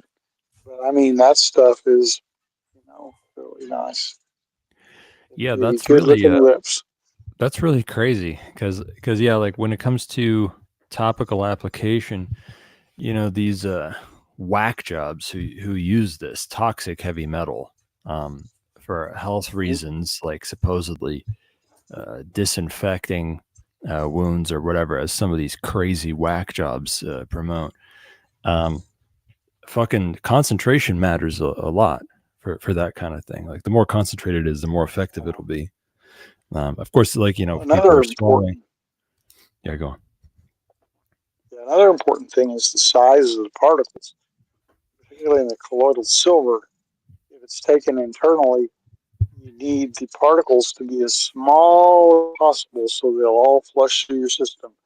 The people that have had problems with developing a kind of a bluish gray skin color, their problem was they were taking a lot of colloidal silver that had big, huge flakes, so it couldn't flush out of your system and just accumulate. There's nothing about health problems, but it gave them an odd appearance. Yeah, that's funny. How even that guy that some people think they paid him to take a bunch of colloidal silver so he could turn blue. Even he had no notable health problems besides turning blue, which is really weird because it's a toxic heavy metal that'll kill you if you're exposed to the smallest amount of it. But anyway, by the way, people can call in anytime now if they want to talk to me or Mike, who is not Mike Winter, but who is the even better Mike, who is Doc Barber. You talk to me in Doc, PAZNIA.com/call, or you can, if you're shy or something, you can leave a message in the PAZNIA Radio Network chat at PAZNIA.com/SimpleXRadio. But since you're all a bunch of fucking pussies and nerds, you're not going to do that. So us two Chads are just going to keep talking until we get tired or run out of things to talk about. So yeah, I wanted to ask you a little bit about, you speak about particle size. This is kind of a nuanced thing that I don't know a ton about. So I want to hear what you think about all the nuances of colloid particle size and the presence of ions and all that crap. What are the nuances there?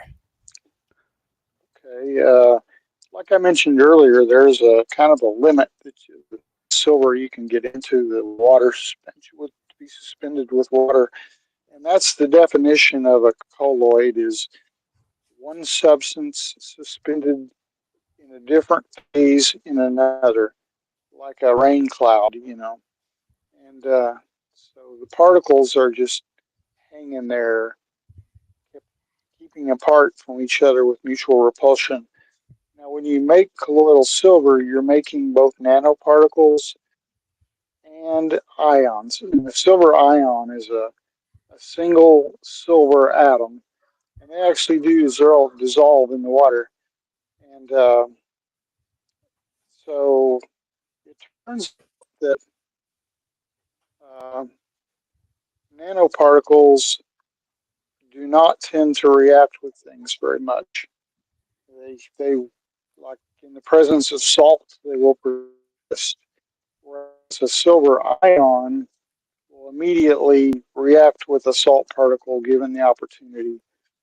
So if there's any salt in the environment, then you really need nanoparticles, and the more the better.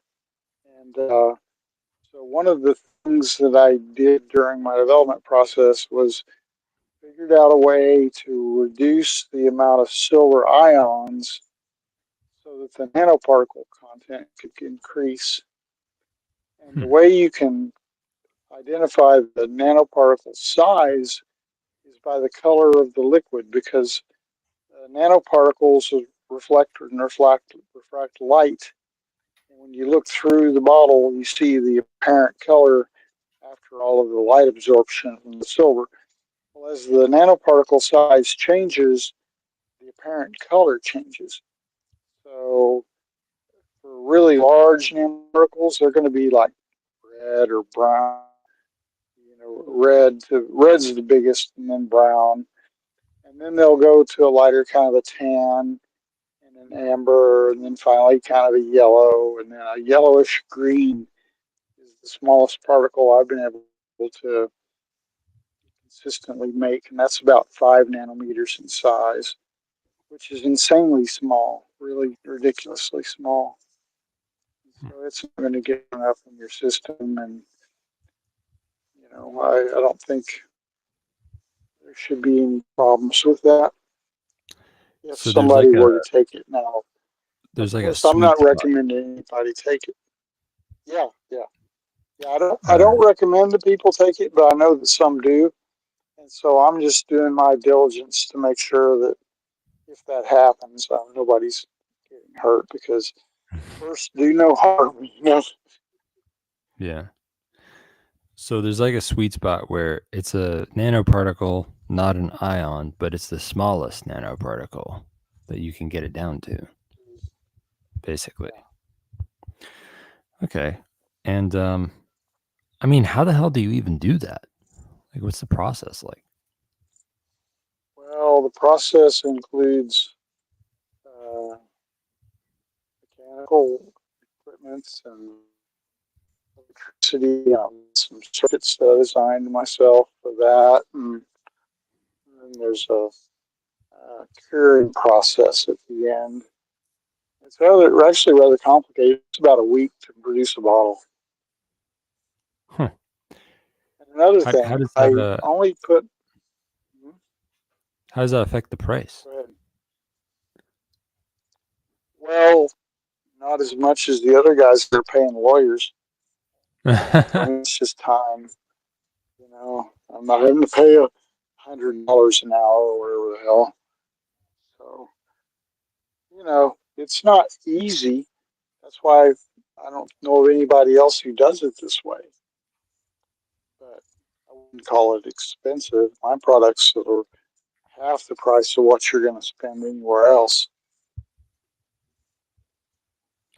Yeah, especially if you're getting like oddly high ppm, or or you have, if smaller particle size really affects how well it works or whatever, then that adds value even more. But now there's people that advertise like 100 parts per million of silver and stuff, like colloidal silver. And the way they're doing that, it's not a true colloidal silver. It's not just water and silver. It has salts, proteins, or some other thing in there that helps suspend the silver. Generally, right, stuff you don't want. What's that called when you combine a protein with a mineral? There's a word, chelation, like chelated silver. By the way, I was wondering, do you think there are times when having a silver ion react is like desirable? Like, are there applications for that, like an ion heavy solution? Well, that's actually what happens with when you introduce silver nanoparticles with in a salty environment, and they engage something, a bacteria. What they actually do is deposit an ion in that bacteria, and that's what interferes with the bacteria's metabolism. It also had on like molds and funguses and stuff. And So yeah, the nanoparticle has a bunch of ions that it can deposit over time, and it doesn't just go away immediately in a salty environment. But eventually, it Right. will go away in a salty environment. It's actually what you want. Right. So the nanoparticle is just giving temporary stability to the atoms, and then it's shedding ions one at a time, and then those ions are reacting with things and doing the thing. Yeah. Is that right? Yep. Just in there bumping around. That's really cool. But how'd you make a nano silver powder? Well, it turns out it was kind of a process of making my silver. I had this stuff. I hadn't really thought about what it was and what I could do with it. And then it occurred to me, well, hey, there's nobody out there making a really good cream that's light, flows, soak into your skin and nails. And so I decided, actually, my wife came up with the idea. And so I made it her, and actually my most popular product now. And then one of my customers was using the cream all over her body. I mean, she just loves it.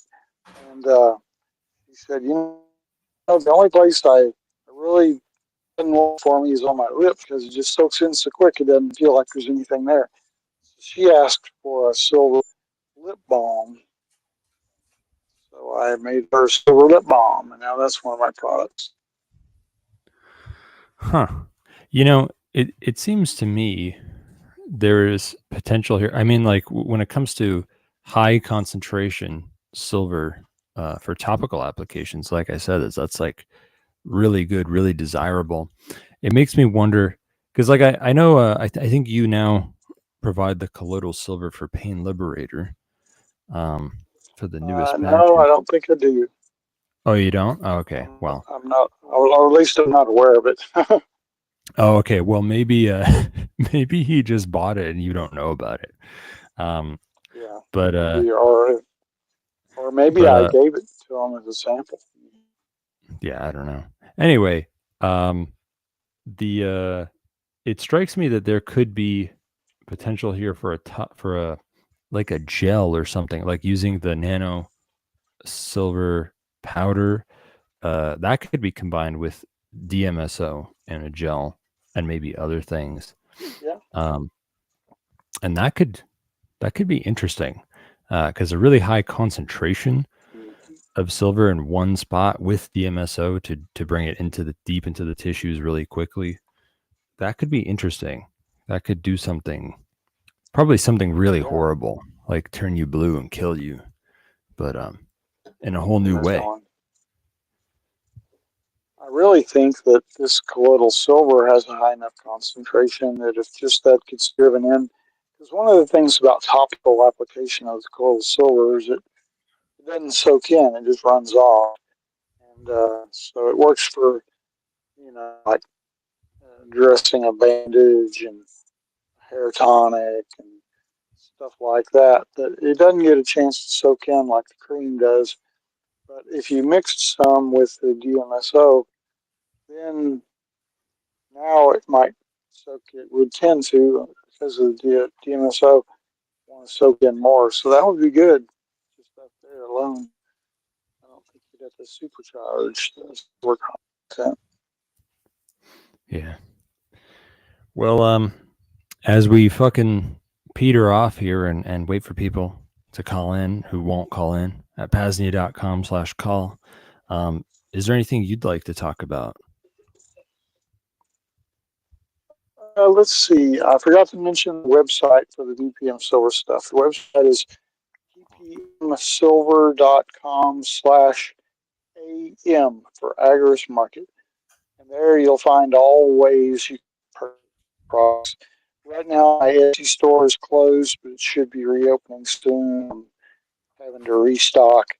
And other stuff to talk about. I think I enjoyed the fact that I was able to communicate with you on session. because I've been really encouraging session for Yeah. years now. Yeah, me too. I left Telegram and told people, hey, if you want to keep communicating with me, you need to come over here and get on session. And, we got a mid-fest group and all this stuff, and it's just gradually growing. But it was good to see you had your session ID and we were able to establish secure communications. Yeah. Yeah, session's pretty good. Yeah. I've always actually liked it a little bit more than SimpleX too. Those SimpleX did get better over the years. But yeah, SimpleX has some reliability issues that make it kind of suck. Like sometimes when you're in a group with just one person doesn't see another person's messages. But Session has less problems like that, and it leaks even less metadata than SimpleX does. So I still like Session for now. One day there'll be something better than either of them, probably in the next few years. I know Chordal is working on like chat applications or something. I'm not really sure what they're like. It has chat already, and you can join either public or private groups. And if you have a private peer-to-peer chat, nobody else sees it. It's all encrypted on your end and chunked up and sent through the network, and nobody can see it but the receiver. There's also a thing called Qmail, which is basically an email system where it's very private also. And if you have a private group, then that group is not visible to anybody else unless you invite them and accept them into the group. So there are a lot of privacy features. Also, in Chordal, you can use Pirate Chain as crypto, and I like Pirate Chain a lot. I've been involved in Pirate Chain since the early days. And if you join Chordal you need a little bit of court at first to establish your account. And you can trade Pirate Chain within the platform. So right, because they have a you DEX, join, right?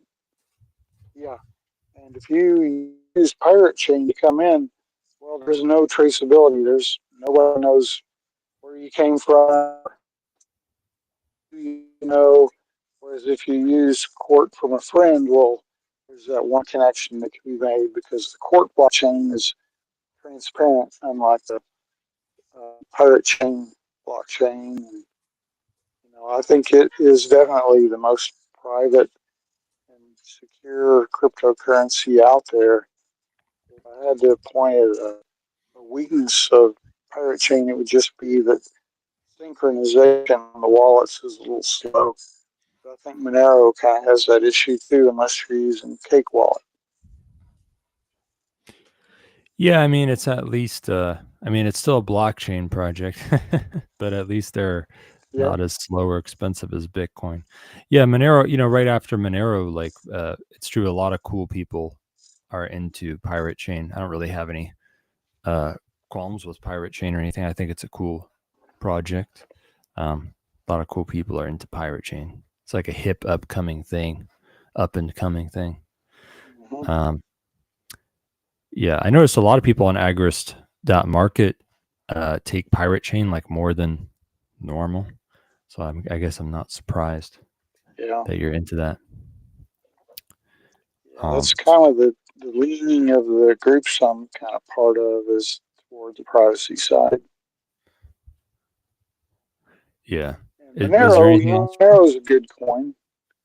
Monero? Oh, my yeah. Only issue was, my only concern, I guess I could say, with Monero is, has it already been hacked? Because the spook is like 10 years ahead of what we know. Have they already cracked it? Are they already gathering information and just sitting on it? We don't know. And, the Monero project is talking about to get their transaction security levels increased from like mixing with 16 transactions up to the full history. But that's at least a year away. And today, Pirate Chain, that's essentially what they have. I mean, every transaction is just mixed in there with everything else. There's no law. It's like it fell in. Yeah, I think I send you. I think a lot could be done to make Monero better. I kind of doubt. I mean, you never really know for sure, but I kind of doubt that Monero has been cracked by like the NSA or anything like that. But there is a threat kind of like that we already know for sure is there, which is it's not all the algorithms, the cryptographic algorithms used by Monero are post-quantum.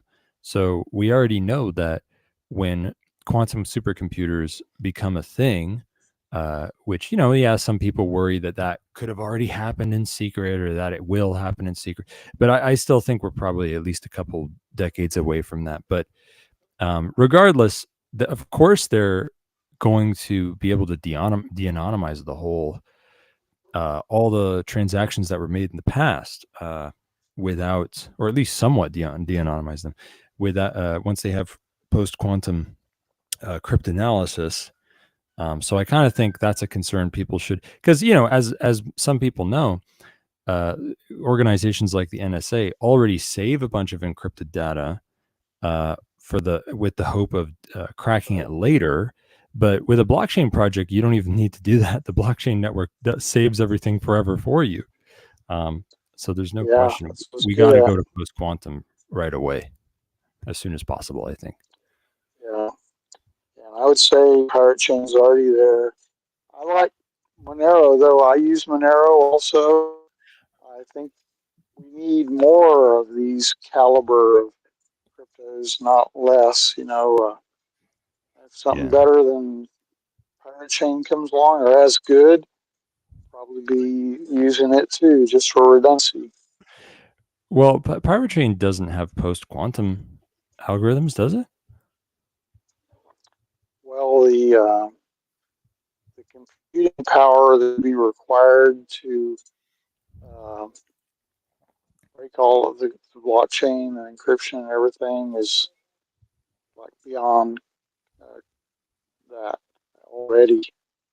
I mean, there's been people that have wrote about it and stuff. Like that it's post-quantum? Yeah, quantum is just faster and more dimensional, I guess you could say. It's fast and it moves in a lot of different directions at once. But that doesn't change the magnitude of the task that it's trying to solve. And it's just if you really understand the magnitude of that task, with Pirate Chain, it's pretty damn tough. It's the toughest thing out there. So, I like that. I'm always looking at risk reduction. And that's a reduction in risk. But it's not going to stop me from using Monero. Well, I like Monero. definitely want to look into the tech of Pirate Chain more, but I don't think they use post-quantum cryptographic algorithms. Quantum computers, I mean, like you say, it's not so much about magnitude. You called it dimension. It's basically just that quantum computers, normal computers, their bits can be either 0 or 1, and in a quantum computer, they can be in a state of superposition where it's not determined yet whether it's 0 or 1 or however you want to interpret quantum mechanics. And that enables new kinds of cryptanalysis, which we might call quantum cryptanalysis, that makes certain it weakens certain algorithms more than others. Like there are some algorithms where it won't matter at all, and then there are algorithms where it's really bad. Quantum computing will half the key strength or whatever, and it'll make a lot of stuff crackable that's used today. And it's really like post-quantum encryption has really low adoption. It's like it's starting to happen, but it should happen a lot faster. I'm not even sure what that means. I think probably a better definition would be quantum proof or quantum resistant. I agree. What does post-quantum mean, really? Yeah, I agree with you that would have been a better term, but it's too bad. That's what it's called now. PQE, post-quantum encryption. That's the term we settled on for whatever reason. It's like smart contracts, you know. What Yeah, that was a stupid term too. I don't shit like that that is. either. Those are simply little automated transactions. That's Yeah. they call them in Cordal as automated transactions, not smart contracts, and they're all over the place. Yeah, smart contract sounds talks about fucking gay. It's like I hate anything that has smart in it, like smartphone or smart home, or you know, it mostly just means like it's smart so you don't have to be, or like it spies on you or something. Like it's a very condescending, cutesy term that I don't like. But people are still going to call them smart contracts because that's how it's gone. Last Anyway, show you were talking about how to disguise your voice and all. You know what would be really cool would be something that goes from voice to text, and then the text gets modified from English to British or whatever, and then used to feed a voice synthesizer. Dude, that would be pretty effective. Wait, did I not say that on my last? I thought I said that because I meant to. If I didn't, because I totally. I don't know if I said that or not, but I totally meant to say. I might have. Because that's like the future of. You can, like you could have something write down. You could have a speech to text, transcribe what you're saying. You could send that to an LLM and tell it to reword it into different words, and then you could have a text to speech make a different voice. But yeah, that's really the best way to do it. But anyway, we're running out of time. Thank you so much, Doc Barber / Mike, for being my guest on the show. All of a sudden, see about getting you. Need to get you hooked up with one of those Pirate Chain developers too. To explain how that works. Yeah, that's right. I'd really appreciate that, and I think the listeners would too. So I know you're kind of cutting out, so I'm going to say like your URLs for you. For Midfest, which is in 5 weeks, it's midfest.info. It's also on Cordal at Cordal://website/midfest. Agorist.market is at fucking agorist.market. Anyone listening to this show should definitely check that place out. Aircrete, you got an Aircrete Dumbs website, don't you? Oh yeah, you do. It's the Bastion. Yeah. Bastion, BASTYON.com/Aircrete Domestead. Right. Yeah, bastion.com/Aircrete-Domestead. And then for Colloidal Silver, you have ppmsilver.com/AM, or it's on Cordal at Cordal://website/ppmsilver. Thank you so much, Mike, for coming in. I didn't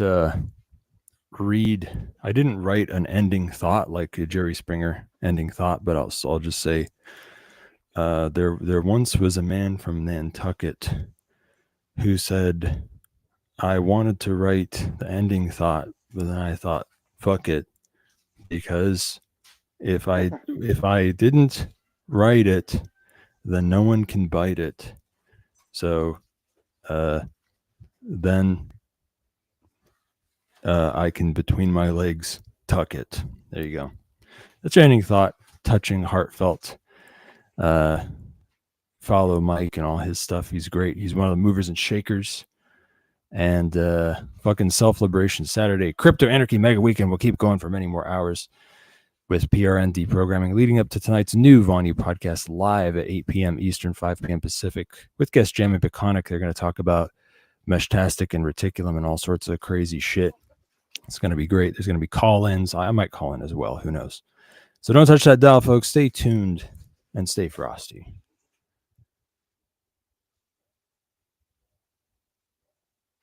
You're listening to the PAZNIA Radio Network.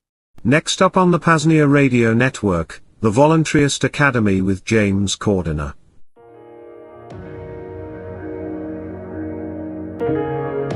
VonuFest 6, the premier, yearly gathering of self-liberation held at the Veritas node of the Free Republic of PAZNIA, happens once again this year, from September 22nd to the 29th. Join fellow self-liberators in our vetted Agora, in the Second Realm, and soak up knowledge from those deep within the realms of breakthrough energy, health and wellness, open source technology, privacy and security, and much more. Alongside that, enjoy the nights around the campfire, underneath the Veritas skies untampered by city light pollution.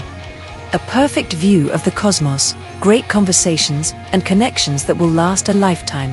And while this event is not public and therefore not open to just anyone, getting vetted to come out isn't usually that hard. We either have to find someone in common that will vouch for your reputation, or just email Coordinator Rio, coordinator@PAZNIA.com, and send an introduction and background to your liberated lifestyle and path of self-liberation. That's a damn good start, and one that has gotten some folks out here a well-tread path. Anyway, join us for Vonu Fest 6, happening from September the 22nd to 29th. Most are only able to make it for the weekend, but vetted self-liberators are encouraged to stay before and after if desired. Thanks for your time. PAZNIA.com.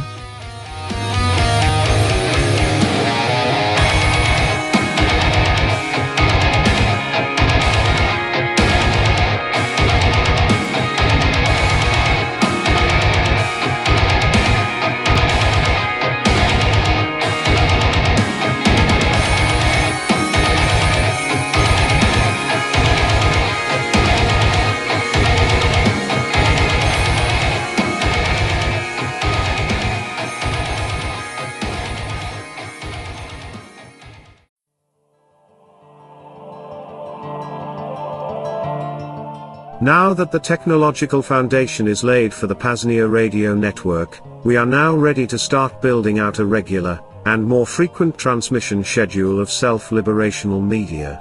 Do you want to host your own show on the PAZNIA radio network? Do you already have a show or podcast that you would like premiered or replayed during our transmissions? Something else? Reach out to Coordinator Rayo to discuss details. Email coordinator@PAZNIA.com. Again, coordinator@PAZNIA.com. See you in the second realm.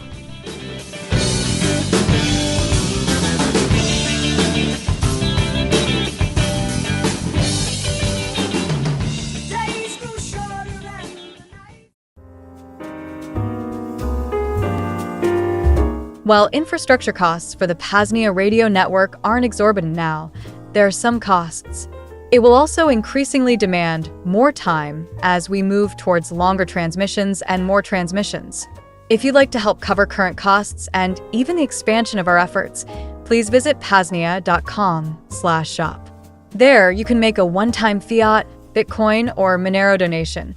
You can become a stakeholder, and you can even order some one-of-a-kind PAZNIA merch, ranging from shirts to hats to flags, all the way to beach towels.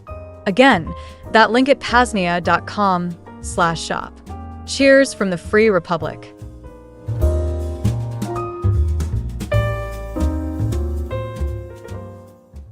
The following is an audiobook teaser from the book Second Realm Anthology, published by Liberty Under Attack Publications. This story is titled HHOA and is authored by the pseudonymous Josiah Warren. To order your paperback copy today, just visit libertyunderattack.com/sranthology. Again, libertyunderattack.com/sranthology. And while you're there, check out our full catalog of books, privacy tools, wellness items, and much more. Liberty Under Attack Publications. Share your story. Find your freedom. He was just minding his own damn business. The cinder blocks were all neatly arranged out in the parking lot of his new home like a formation of soldiers waiting for some inevitable battle, but the only thing that festered in the early morning hours between when Ebner, his friends called him E.B., Brown brewed his coffee and checked his mail was an evil far more wicked than anything he had to ever contend with. He even thought about some of his worst nightmares. There was one where he woke up in a pool of his own sweat after burning alive in his head. No. Those paled in comparison to who was now approaching the cul-de-sac of the otherwise quiet suburban community, walking her little yappy dog. He wanted to throw that fucking thing off the ravine on his way to work. He was already late and not in the mood for confrontation or passive-aggressive pleasantries with an occasional dig about how the blocks in his drive violated such and such section of the sacred HOA handbook, the tome that he had sitting underneath some hot rod mags above the commode and never cracked open. But it was too late. She had already begun nosing around his unregulated building project like an officer of the law would nose around to find a victimless crime. "Hello, Karen. Nice morning, isn't it? Not too hot, not too cold." EB balanced the hot coffee against the window of the black Eclipse like he was a clown in a circus act. His briefcase slumped in his right hand while he tried to unlock the car and flee the scene of his not yet known transgressions. "You know, Ebner, these blocks have been sitting in your driveway for quite a long time. What you building out back? I'm just curious. I hope it's something wonderful and within the guidelines of our community. I really want to see you bloom here, Ebner. And what's your wife's name?" "Tammy?" "Trish, it's Trisha. Hey, listen. I've got to get going. I'm gonna be late for work, sorry. Catch you another time then? I'll be here, just walking the dog. Maybe I'll catch Trisha later too. She works late. Okay, well, I really look forward, Ebner, to seeing how your project turns out. When is it you say you're gonna be starting it?" "Pretty soon. Listen, I've really got to go." EB pointed to his watch and managed to get all his crap into the front seat while hastily starting the ignition. He almost ground the gears, throwing the car into reverse as it flew out of the part of the drive that was still free of those rule-breaking cinder blocks that Karen seemed to have latched onto. Like any individual that had other commitments outside of worrying about local codes, such as making a living to afford the place, he couldn't rest on his laurels. There was something especially sinister about a woman that had all that free time on her hands, and instead of dedicating it to helping others or making the world a better place, she somehow got off on making others' lives a living hell. EB supposed the reason why he considered Karen to be on top of his mental list of things that seriously bothered him was because he felt so helpless to stop her wrath. Once she sunk her teeth into you, you were finished. He drove to the nearby army base where 80% of the town worked, as either military or contractors. He was a contractor, but he merely thought of himself as disgruntled. He had reached that point a few years ago when he found personal autonomy in some radical literature a friend recommended. It was a gradual logical conclusion that kept evolving towards some inexorable end, which he hoped would result in freedom. The car phone almost dialed itself, interrupting a playlist of old-school rock and metal that brought him back to an earlier time in his life when he didn't give a shit about things like Karen or the HOA. "Trish? You there?" "Yeah, I just stepped out for a second. What's up?" "Are you commuting?" Trish asked. She already knew the answer, but she liked to hear reassurances that things were okay. "Hey, guess what? Your friend is here. Karen, that woman we see sometimes walking up and down our street with that little dog. Like sometimes I wonder who's walking who, you know?" The white noise of the hospital where Trish was a nurse had muffled her rhetorical question a little and caused EB to hit the volume on the car's hands-free phone audio. Yeah, I know what you mean. Anyway, she was nosing around my project, the cinder blocks. I'm gonna build a garden back there, and it's gonna be great. We'll have some vegetables and nice herbs for cooking. She's nosing around and really zeroed in on those blocks. Apparently they violate some kind of HOA rule. Have you ever read that book? The sun glared into EB's eyes as the road shifted direction. He pulled down the sun visor and reached for his sunglasses. It was just a few minutes more till he got on base, and then he had to cease the use of the cell phone. It was all very hush-hush, classified, top-secret stuff that they were dealing with there that couldn't be left vulnerable to outside phone calls or texts. "Well, you know, honey," Trish said, lovingly, "I've been to one of those HOA meetings. The president is. Guess who? Your buddy, Karen. She's been on the board the last 40 years. I was also going to tell you this when we both got home, but since you brought it up, she mentioned the 60-foot trees in the backyard that you cut down. She doesn't like those either. She says you have until the end of this week to get them cleaned up or she's gonna call in the city to make you." "Sorry, baby." Trish sprung the other news on him that hit him like a ton of cinder blocks. He was already anxious and panicked about his morning encounter with the woman, but this set him over the top. He turned on his hazards and pulled off into a nearby street near the base and just sat there. What? You should have waited till I got home to tell me that. I said I was sorry, we can't do anything about it now, but it appears like she really has it out for us. And you know what else? I did some digging because I was really curious, and did you know the neighborhood next to ours, Karen referred to this as the hood, which is hilarious to hear an old white woman say, but I guess some developer finished building homes across from where we live that injected about $1,000 per month into the HOA immediately. Well, every time the hood asks for something, it's almost immediately declined, and every time the new part asks for something. Yep, you guessed it. Approved. So apparently they have $50 or $60,000 in their coffers, but yet nothing can ever get fixed. There's a playground over there near the cul-de-sac that looks super dangerous and is in a state of disrepair. That's great, honey, but that's not gonna get Karen off our backs. We need some kind of plan, but I can't think of any. You know it will be a cold day in hell before I comply with her or any of those old decrepit, idle, middle-class board members. They have so much time on their hands. God, if I only had a fraction of that time, I'd be off fishing. Okay, I gotta go, babe. I'll call you as soon as I can after work, okay? Okay, baby. I love you. Love you too. Have a good day. Bye. EB hit the hang-up button on the steering wheel that sent him back into old-school metal tracks that made him want to hit the gas in the opposite direction and see how far he could get until the needle on the gas gauge hit E. As EB put in his time at the base, doing some very important classified work for the government, he couldn't shake his sheer panic in the pit of his stomach or what his wife said. She's been on the board for 40 years. She's denying projects to the hood like she was the goddamn president of the KKK. Who cares about those blocks or how long they sit there, and what does she? He snapped out of it and looked down at his watch. It was 5 o'clock, the universal time to begin the commute home. It was like an imaginary whistle blew as all the employees in each cube got up and formed a procession. After a few minutes it just ended up being a fight to see who could cram onto the elevator first to try and make it home before the traffic really picked up. There were nights when the traffic was so backed up, he'd look out at the highway and just walk towards a nearby watering hole near the base that was known for the ladies in good spirits. A lot of irresponsible decisions were made there, often 3 or more beers deep, among the young and dumb enlisted personnel who were crazy enough to go off to some shithole, but also who didn't have a care in the world. EB thought for a second about stopping in to see if the place changed and to give some company to 3 fingers of top-shelf scotch, but he decided against it and he got caught up in the traffic and in his thoughts. Incoming call, Trish. Hey, babe. How was your day?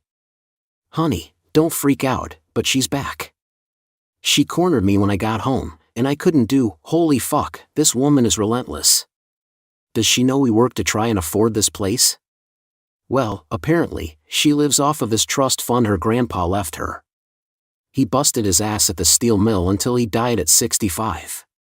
At least that's what this lady told me at the HOA meeting. You should really go to one of those, you miss a lot. Trish let out a half chuckle, but it was only met with EB's angry silence on the other end. Yeah, I'm never going to those. Ever. I got enough to worry about at work. I'll be home in a few minutes. Just try and get rid of her, can you do me that solid? EB was hungry and tired. All he wanted to do was get home and have some peace and maybe grill up a steak in the backyard for an hour or two till he had to do it all over again the next day. He returned his car to its rightful place in the drive next to the exposed cinder blocks and saw his wife near the back corner of the house with a fake smile on her face. They had a universal sign between the both of them that basically told the other one that there was trouble. It was kind of like a nudge she'd do with her head and a half wink. Then, he realized that Karen was still talking to her. EB slowly backed out of the drive to try and avoid Karen noticing. She was busy gabbing away about something, pointing to the blocks and then pacing over to where she was in full view of the downed trees that were on the verge of becoming non-compliant. He was able to sneak away and drive off, leaving his wife to fall on the sword for him. He had a feeling he'd owe her one for this for quite a few years, but for the moment, he was free. He drove back to the watering hole not far from the base, and it was packed with the insane, the crazy brave, and the irresponsible. Scattered about were also just people like him who needed to get away from people like Karen for a while and let their sorrows bathe in a single malt Scotch whiskey. He bellied up to the bar and looked around before he ordered. The barkeep seemed to be welcoming him back. He looked down at his phone. Incoming call, Trish. Babe, you're not going to believe this. I just snuck away for a second. Karen's still here. And she says she got the city involved, and it's gonna be $100 a day to CL. Hey, I've gotta go. I'll call you later, okay? Where are you? It's loud there. You really owe me for this. Click. Who is that? Your wife? The young barkeep asked as she sat the drink in front of him. It smelled like when he burned a few of those trees in his backyard illegally, which violated a host of local codes, but he didn't care. It was smoky and full of flavor. E.B. sat there, and he thought about his garden in the backyard. It was completed, the stones set just right, he was planting rows of veggies, and it was soothing. He thought about how he was at peace in that garden that was not yet built, and for the first time in a long time, he smiled. You've just heard an audiobook teaser from the book, Second Realm Anthology, published by Liberty Under Attack Publications. This story was titled HHOA and is authored by the pseudonymous Josiah Warren. To order your paperback copy today, just visit libertyunderattack.com/sranthology. Again, libertyunderattack.com/sranthology. And while you're there, check out our full catalog of books, privacy tools, wellness items, and much more. Liberty Under Attack Publications. Share your story. Find your freedom. Does your body ever hurt anywhere? Get some Pain Liberator. Go to libertyunderattack.com/painthane. It's a little spray bottle with 20% DMSO and a base of colloidal silver water, magnesium, and aspirin. Great for most any kind of pain. Sprained ankle, sore back, headaches, toothache, or jaw pain. I heard the Pain Liberator ad on the stream before my show today, and it reminded me a lot of Head On, applied directly to the forehead, that old video, because there was like a female voice talking about spraying it on your forehead, and it was kind of, I don't know if I'd go so far as to say the female voice was abrasive, but it was, I don't know, it was close enough to remind me that. Anyway, it works really well. Pain Liberator works really, really well, and it's really unique.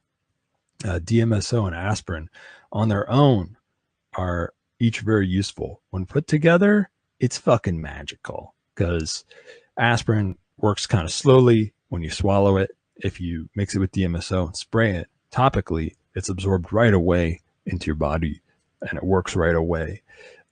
That's really good. And the magnesium is important too.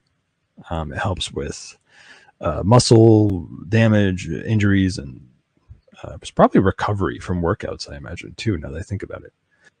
And probably with migraines. I don't know. It's a big fucking deal. It's a unique product. You really can't get something like this anywhere else. It's crazy. No one's thought about this before. Go to libertyunderattack.com/painthane.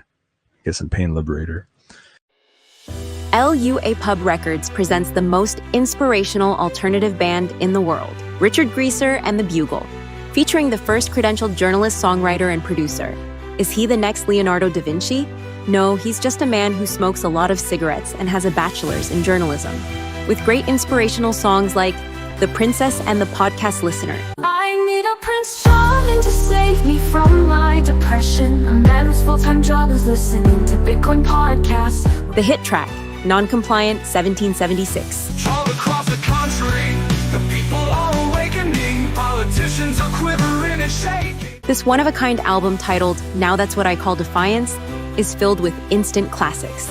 This album is not available in stores, and limited digital quantities are available, so order now. Visit libertyunderattack.com/buglemusic to order today.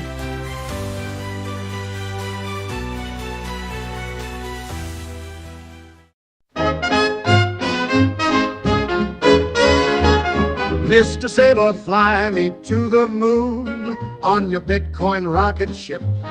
We'll record in the podcast room, play some fiat games, and even touch tips.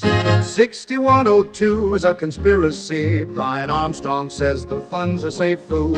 When I'm with you, I feel electricity. Mr. Sailor, take my hand. Let's be special friends and hope this party never ends.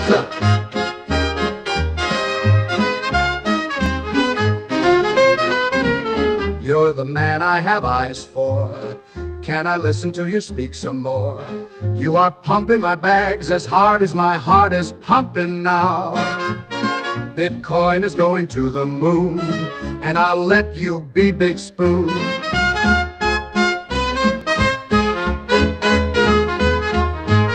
My wife is a little jealous, but you've made me so damn zealous. I've never seen straight men act so gay when they rush to listen to you on stage, but I know I'm the one you adore. Let me take off my pants and let you explore.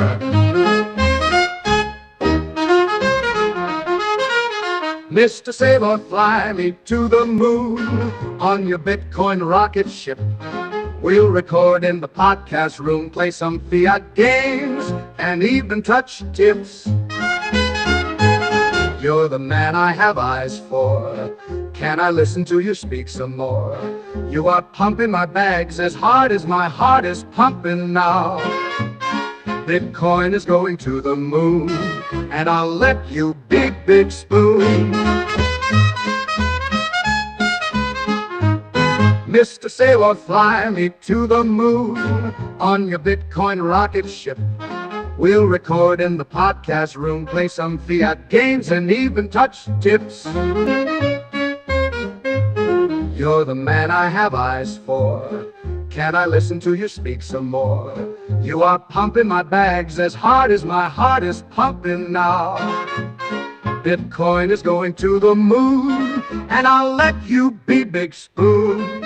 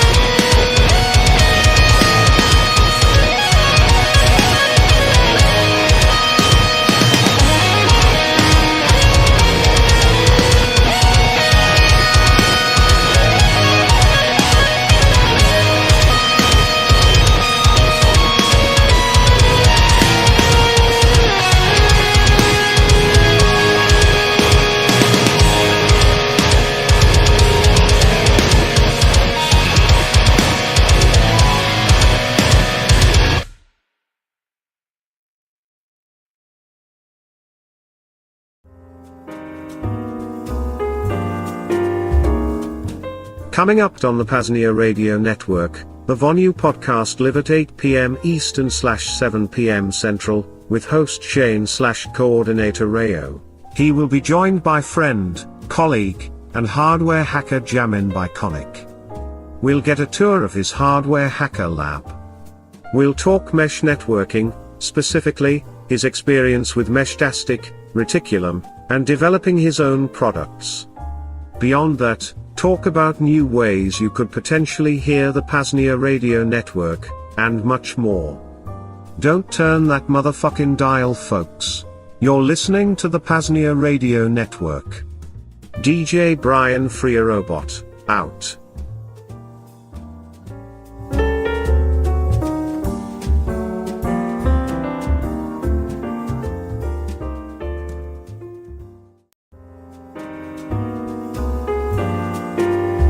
While infrastructure costs for the PAZNIA radio network aren't exorbitant now, there are some costs.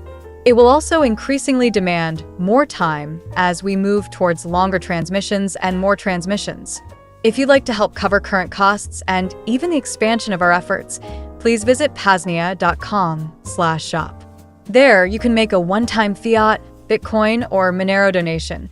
You can become a stakeholder, and you can even order some one-of-a-kind PAZNIA merch, ranging from shirts to hats to flags, all the way to beach towels.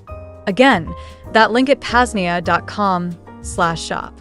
Cheers from the Free Republic.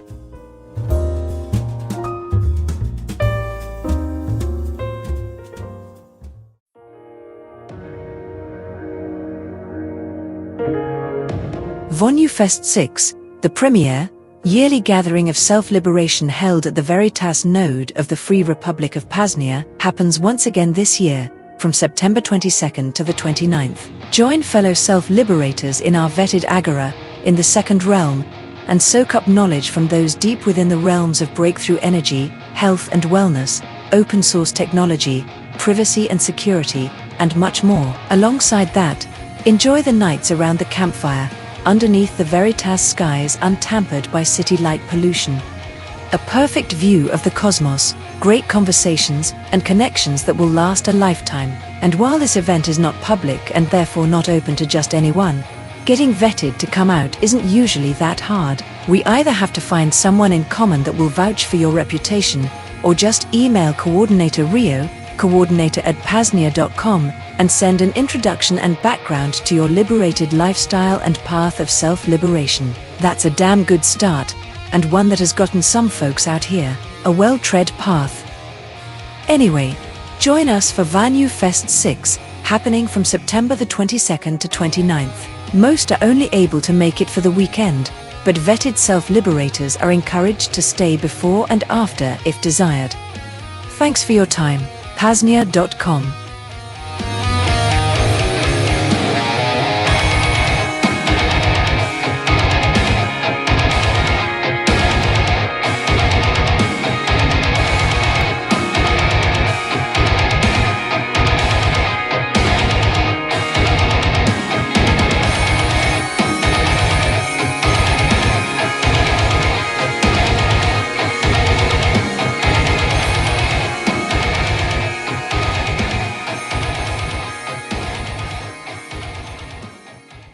You're listening to the PAZNIA radio network.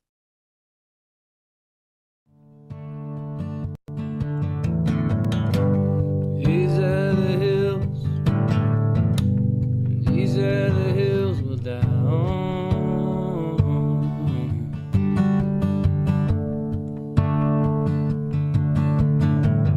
It's where we plant our flag and what we will not change our minds on. These are the hills we'll die on.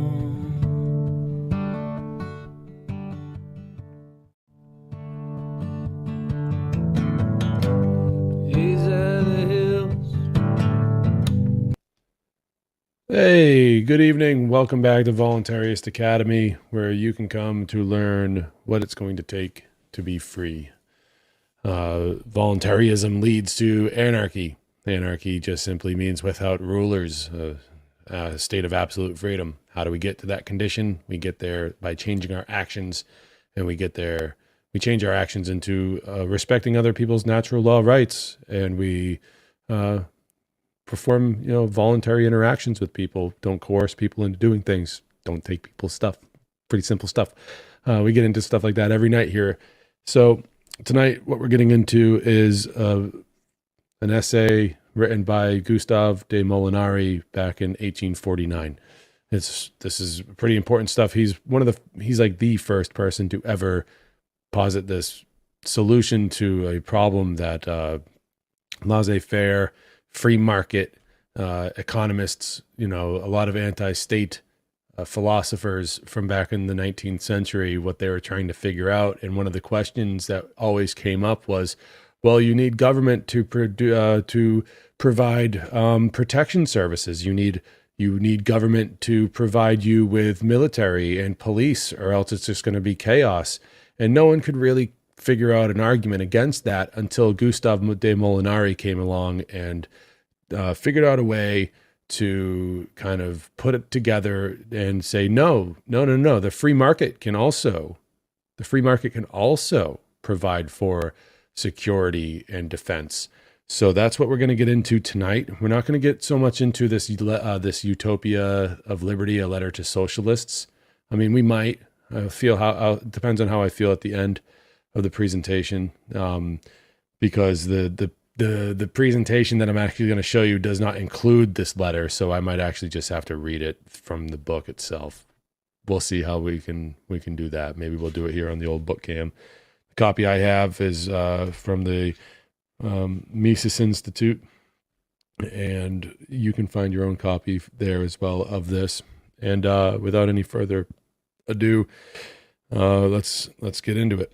So, The Production of Security by Gustave de Molinari. And so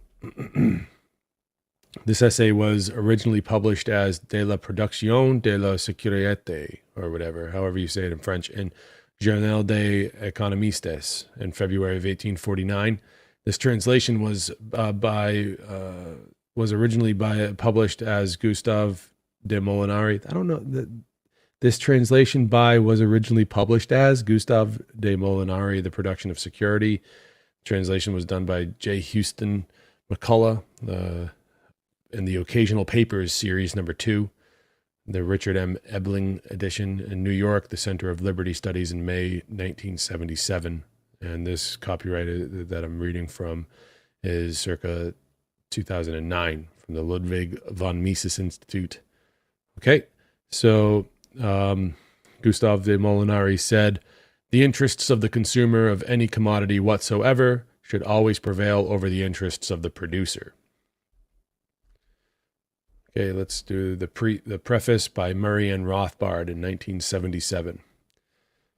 Never has laissez-faire thought been as dominant as it was among French economists, beginning with J.B. Say in the early 19th century, down through Say's more advanced followers, Charles Comte and Charles Denoyer, and to the early years of the 20th century.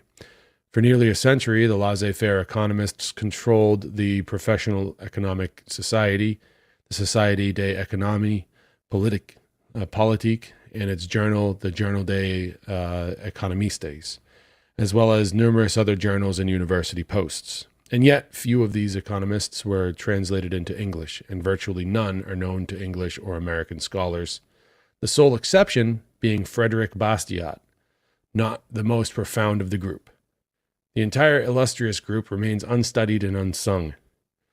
The most extreme and consistent, as well as the longest-lived and most prolific of the French laissez-faire economists, was the Belgian-born Gustave de Molinari. He lived from 1819 to 1912. He edited the Journal des Économistes for several decades. The initial article of the young Molinari, here translated for the first time as, quote, "The Production of Security," end quote, was the first presentation anywhere in human history of what is now called anarcho-capitalism, or free market anarchism. Molinari did not use the terminology and probably would have balked at the name. In contrast to all previous individualistic and near-anarchist thinkers, such as Labode,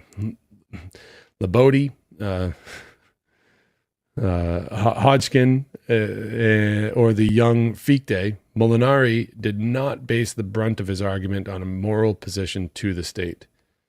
While an ardent individualist, Molinari grounded his argument on free market, laissez-faire economics and proceeded logically to ask the question, if the free market can and should supply all other goods and services, why not also the services of protection?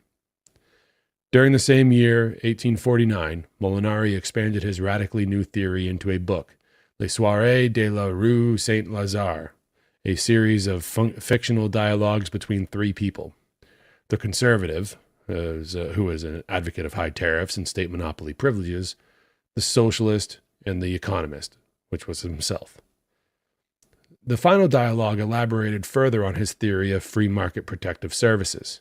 4 decades later, in his Les Lois Naturelles de l'économie politique in 1887, look, I'm trying with the French here. I speak only English, so pardon my French, get it? See what I did there? Molinari was still a firm believer. So in 1887, when he wrote that, he was still a firm believer in privately competitive police companies, public works companies, and defense companies. Unfortunately, in his only work to be translated into English, The Society Future, The Society of Tomorrow in New York, G.P. Putnam's Sons, 1904, Molinari had partially retreated to an advocacy of a single monopoly private defense and protection company rather than allowing free competition.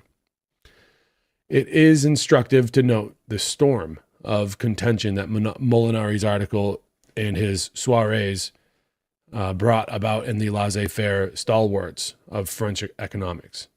A meeting of the Société d'économie politique in 1849 was devoted to Molinari's daring new book, The Soirees.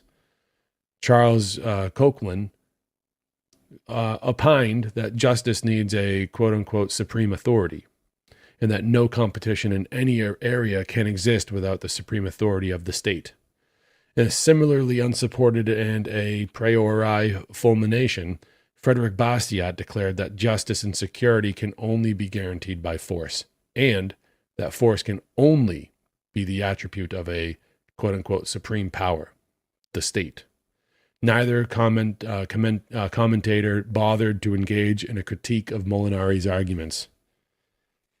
Only Charles Denoyer did so, complaining that Molinari had been carried away by the quote-unquote illusions of logic and maintaining that, quote, competition between governmental companies is chimerical because it leads to violent battles, end quote.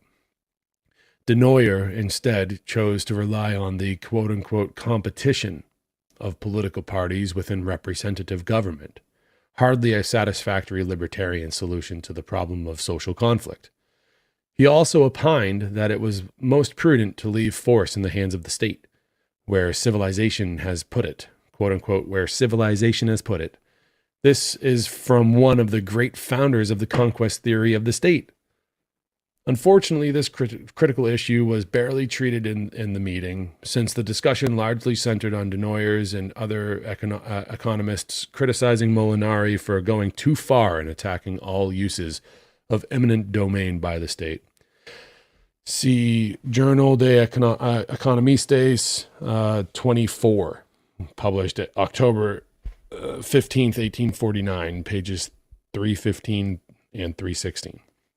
With this publication of Professor McCullough's translation of Molinari's original article, let us hope that Molinari will now come to the attention of scholars and translators.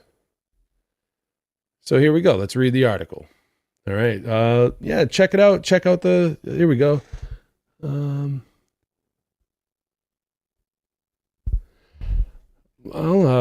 That's a good question in the chat. I'll get to the chat after I get through the article. That's usually how I do things here. So I appreciate your participation. Drop a comment in the chat. Say hello, like, subscribe, do all that crazy stuff. Really helps out the channel. So let's get into this. The Production of Security by Gustave de Molinari.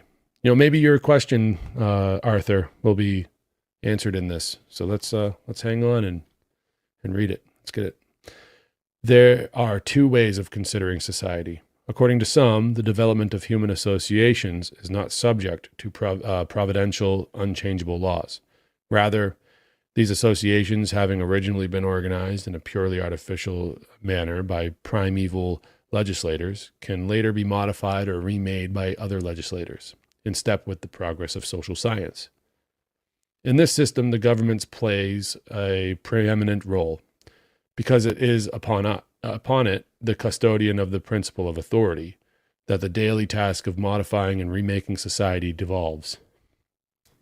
According to others, on the contrary, society is a purely natural fact.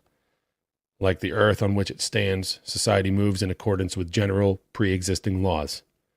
In this system, there is no such thing, strictly speaking, as social science. There is only economic science, which studies the natural organism of society and shows how this organism functions. We propose to examine, within the later system, the function and natural organization of government. Okay, so chapter, the natural order of society. In order to define and delimit the function of government, it is first necessary to investigate the essence and object of society itself. What natural impulse do men obey when they combine into society? They are obeying the impulse, or, to speak more exactly, the instinct of sociability. The human race is essentially sociable. Like beavers and the higher animal species in general, men have an instinctive inclination to live in society. Why did this instinct come into being? Man experiences a multitude of needs, on whose satisfaction his happiness depends, and whose non-satisfaction entails suffering. Alone and isolated, he could only provide in an incomplete, insufficient manner for these incessant needs. The instinct of sociability brings him together with similar persons and drives him into communication with them. Therefore, impelled by the self-interest of the individuals thus brought together, a certain division of labor is established, necessarily followed by exchanges. In brief, we see an organization emerge, by means of which man can more completely satisfy his needs than he could living in isolation. This natural organization is called society. The object of society is therefore the most complete satisfaction of man's needs. The division of labor and exchange are the means by which this is accomplished. Among the needs of man, there is one particular type which plays an immense role in the history of humanity, namely the need for security. What is this need? It is in one's self-interest to procure security at the lowest price possible. Whether they live in isolation or in society, men are, above all, interested in preserving their existence and the fruits of their labor. If the sense of justice were universally prevalent on earth, if consequently each man confined himself to laboring and exchanging the fruits of his labor without wishing to take away by violence or fraud the fruits of other men's labor, if everyone had, in one word, an instinctive horror of any act harmful to another person, it is certain that security would exist naturally on earth, and that no artificial institution would be necessary to establish it. Unfortunately, this is not the way things are. The sense of justice seems to be the prerequisite of only a few eminent and exceptional temperaments. Among the inferior races, it exists only in a rudimentary state. Hence the innumerable criminal attempts ever since the beginning of the world, since the days of Cain and Abel, against the lives and property of individuals. Hence also the creation of establishments whose object is to guarantee to everyone the peaceful possession of his person and goods. These establishments were called governments. Everywhere, even among the least enlightened tribes, one encounters a government. So universal and urgent is the need for security provided by government. Everywhere, men resign themselves to the most extreme sacrifices rather than do without government and hence security, without realizing that in doing so, they misjudge their alternatives. Suppose that a man found his person and his means of survival incessantly menaced. Wouldn't his first and constant preoccupation be to protect himself from the dangers that surround him? This preoccupation, these efforts, this labor, would necessarily absorb the greater portion of his time, as well as the most energetic and active faculties of his intelligence. In consequence, he could only devote insufficient and uncertain efforts in his divided attention to the satisfaction of his other needs. Even though this man might be asked to surrender a very considerable portion of his time and his labor to someone who takes it upon himself to guarantee the peaceful possession of his person and his goods, wouldn't it be to his advantage to conclude this bargain? Still, it would obviously be no less in his self-interest to procure his security at the lowest price possible. Next is the competition insecurity. If there is one well-established truth in political economy, it is this, that in all cases, for all commodities that serve to provide for the tangible or intangible needs of the consumer, it is in the consumer's best interest that labor and trade remain free, because the freedom of labor and of trade have as their necessary and permanent result the maximum reduction of price. And this, that the interests of the consumer of any commodity whatsoever should always prevail over the interests of the producer. Now, in pursuing these principles, one arrives at this rigorous conclusion, that the production of security should, in the interests of the consumers of this intangible commodity, remain subject to the law of free competition. Whence it follows that no government should have the right to prevent another government from going into competition with it, or to require consumers of security to come exclusively to it for this commodity. Nevertheless, I must admit that, up until the present, one recoiled before this rigorous implication of the principle of free competition. One economist, who has done as much as anyone to extend the application of the principle of liberty, Charles Denoyer, thinks, quote, that the functions of government will never be able to fall into the domain of private activity, end quote. Now here is a citation of a clear and obvious exception to the principle of free competition. This exception is all the more remarkable for being unique. Undoubtedly, one can find economists who establish more numerous exceptions to this principle, but we may emphatically affirm that these are not pure economists. True economists are generally agreed, on the one hand, that government should restrict itself to guaranteeing the security of its citizens, and on the other hand, that the freedom of labor and of trade should otherwise be whole and absolute. But why should there be an exception relative to security? What special reason is there that the production of security cannot be relegated to free competition? Why should it be subjected to a different principle and organized according to a different system? On this point, the masters of the science are silent, and Denoyer, who has clearly noted this exception, does not investigate the grounds on which it is based. So we're going to ask the question, security and exception? We are consequently led to ask ourselves whether this exception is well-founded in the eyes of the economist. It offends reason to believe that a well-established natural law can admit of exceptions. A natural law must hold everywhere and always, or be invalid. I cannot believe, for example, that the universal law of gravitation, which governs the physical world, is ever suspended in any instance or at any point of the universe. Now I consider economic laws comparable to natural laws, and I have just as much faith in the principle of the division of labor as I have in the universal law of gravitation. I believe that while these principles can be disturbed, they admit of no exceptions. But if this is the case, the production of security should not be removed from the jurisdiction of free competition. And if it is removed, society as a whole suffers a loss. Either this is logical and true, or else the principles on which economic science is based are invalid.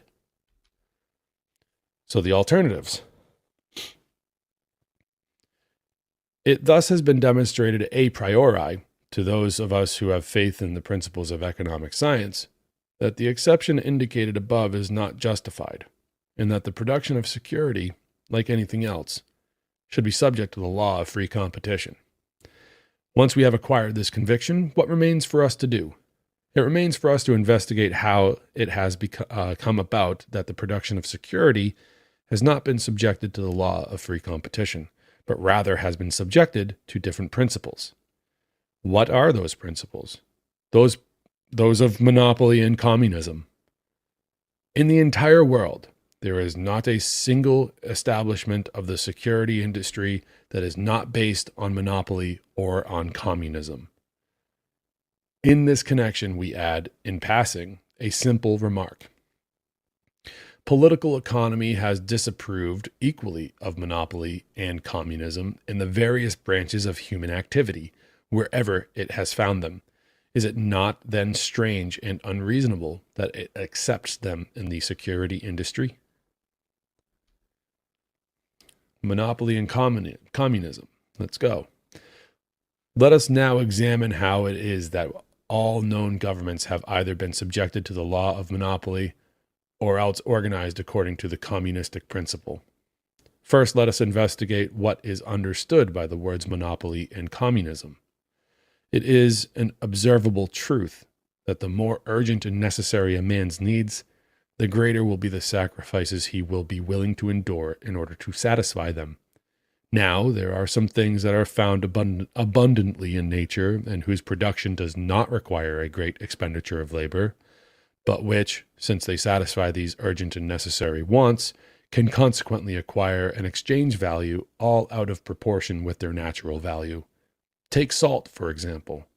Suppose a man or a group of men succeed in having the exclusive production and sale of salt assigned to themselves. It is apparent that this man or group could raise the price of this commodity well above its value, well above the price it would have under a regime of free competition. One will say that this man or this group possesses a monopoly, and that the price of salt is a monopoly price. But it is obvious that the consumers will not consent freely to paying the abusive monopoly surtax. It will be necessary to compel them to pay it, and in order to compel them, the employment of force will be necessary. Every monopoly necessarily rests on force. When the monopolists are no longer as strong as the consumers they exploit, what happens? In every instance, the monopoly finally disappears either violently or as the outcome of an amicable transaction. What is it replaced with? If the roused and insurgent consumers secure the means of production of the salt industry, in all probability they will confiscate this industry for their own profit, and their first thought will be not to relegate it to free competition, but rather to exploit it, in common, for their own account. They will then name a director or a directive committee to operate the salt works, to whom they will allocate the funds necessary to defray the costs of salt production. Then, since the experience of the past will have made them suspicious and distrustful, since they will be afraid that the director named by them will seize production for his own benefit, and simply reconstitute by open or hidden means the old monopoly for his own profit, they will elect delegates, representatives entrusted with appropriating the funds necessary for production, with watching over their use and with making sure that the salt produced is equally distributed to those entitled to it. The production of salt will be organized in this manner. This form of organization of production has been named communism. When this organization is applied to a single commodity, the communism is said to be partial. When it is applied to all commodities, the communism is said to be complete.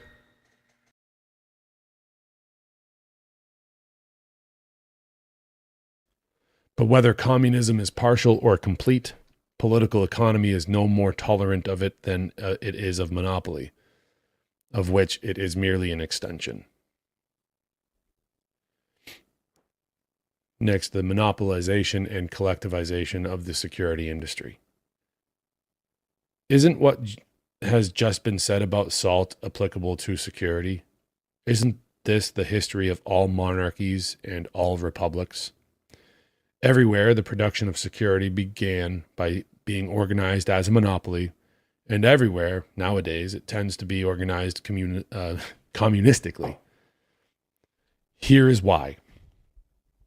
Among the tangible and intangible commodities necessary to man, none, with the possible exception of wheat, is more indispensable, and therefore none can support quite so large a monopoly duty, nor is any quite so prone to monopolization. What, indeed, is the situation of men who need security? Weakness. What is the situation of those who undertake to provide them with the necessary security? Strength. If it were otherwise, if the consumers of security were stronger than the producers, they obviously would dispense with their assistance. Now, if the producers of security are originally stronger than the consumers, won't it be easy for the former to impose a monopoly on the latter? Everywhere, when societies originate, we see the strongest, most warlike races seizing the exclusive government of the society. Everywhere we see these races seizing a monopoly on security within certain more or less extensive boundaries, depending on their number and strength. And this monopoly being, by its very nature, extraordinarily profitable, everywhere we see the races invested with the monopoly on security devoting themselves to bitter struggles in order to add to the extent of their market the number of their forced consumers, and hence the amount of their gains. War has been the necessary and inevitable consequence of the establishment of a monopoly on security. Another inevitable consequence has been that this monopoly has engendered all other monopolies. When they saw the situation of the monopolizers of security, the producers of other commodities could not help but notice that nothing in the world is more advantageous than monopoly. They, in turn, were consequently tempted to add to the gains from their own industry by the same process. But what did they require in order to monopolize? To the determined detriment of the consumers, the commodity they produced? They required force. However, they did not possess the force necessary to constrain the consumers in question. What did they do? They borrowed it for a consideration from those who had it. They petitioned and obtained, at the price of an agreed-upon fee, the exclusive privilege of carrying on their industry within certain determined boundaries. Since the fees for these privileges brought the producers of security a goodly sum of money, the world was soon covered with monopolies. Labor and trade were everywhere shackled and chained, and the condition of the masses remained as miserable as possible. Nevertheless, after long centuries of suffering, as enlightenment spread through the world little by little, the masses who had been smothered under this nexus of privileges began to rebel against the privileged and to demand liberty, that is to say, the suppression of monopolies. The process took many forms. What happened in England, for example? Originally, the race which governed the country and which was militarily organized, the aristocracy, having at its head a hereditary leader, the king, and an equally hereditary administrative council, the House of Lords, set the price of security, which it had monopolized, at whatever rate it pleased. There was no negotiation between the producers of security and the consumers. This was the rule of absolutism. But as time passed, the consumers, having become aware of their numbers and strength, arose against the purely arbitrary regime, and they obtained the right to negotiate with the producers over the price of the commodity. For this purpose, they sent delegates to the House of Commons to discuss the level of taxes, the price of security. They were thus able to improve their lot somewhat. Nevertheless, the producers of security had a direct say in the naming of the members of the House of Commons, so that debate was not entirely open, and the price of the commodity remained above its natural value. One day, the exploited consumers rose against the producers and dispossessed them of their industry. They then undertook to carry on this industry by themselves and chose for this purpose a director of operations assisted by a council. Thus, communism replaced monopoly. But the scheme did not work, and 20 years later, primitive monopoly was reestablished. Only this time the monopolists were wise enough to not to restore the rule of absolutism. They accepted free debate over taxes, being careful, all the while, incessantly, to corrupt the delegates of the opposition party. They gave these delegates control over various posts in the administration of security, and they even went so far as to allow the most influential into the bosom of their superior council. Nothing could have been more clever than this behavior. Nevertheless, the consumers of security finally became aware of these abuses and demanded the reform of Parliament. This long-contested reform was finally achieved, and since that time, the consumers have won a significant lightening of their burdens. In France, the monopoly on security, after having similarly undergone frequent vicissitudes and various modifications, has just been overthrown for the second time. As once happened in England, monopoly for the benefit of one caste, and then in the name of a certain class of society, was finally replaced by communal production. The consumers as a whole, behaving like shareholders, named a director responsible for supervising the actions of the director and of his administration. We will content ourselves with making one simple observation on the subject of this new regime. Just as the monopoly on security logically had to spawn universal monopoly, so communistic security must logically spawn universal communism. In reality, we have a choice of two things. Either communistic production of is superior to free production, or it is not. If it is, then it must be for all things, not just for security. If not, progress requires that it be replaced by free production. Complete communism or complete liberty. That is the alternative. Next chapter is titled Government and Society. But is it conceivable that the production of security could be organized other than as a monopoly or communistically? Could it conceivably be relegated to free competition? The response to this question on the part of political writers is unanimous. No. Why? We will tell you why. Because these writers, who are concerned especially with governments, know nothing about society. They regard it as an artificial fabrication and believe that the mission of government is to modify and remake it constantly. Now, in order to modify or remake society, it is necessary to be empowered with an authority superior to that of the various individuals of which it is composed. Monopolistic governments claim to have obtained from God himself this authority, which gives them the right to modify or remake society according to their fancy, and to dispose of persons and property however they please. Communistic governments appeal to human reason as manifested in the majority of the sovereign people. But do monopolistic governments and communistic governments truly possess this superior, irresistible authority? Do they in reality have a higher authority than that which a free government could have? This is what we must investigate.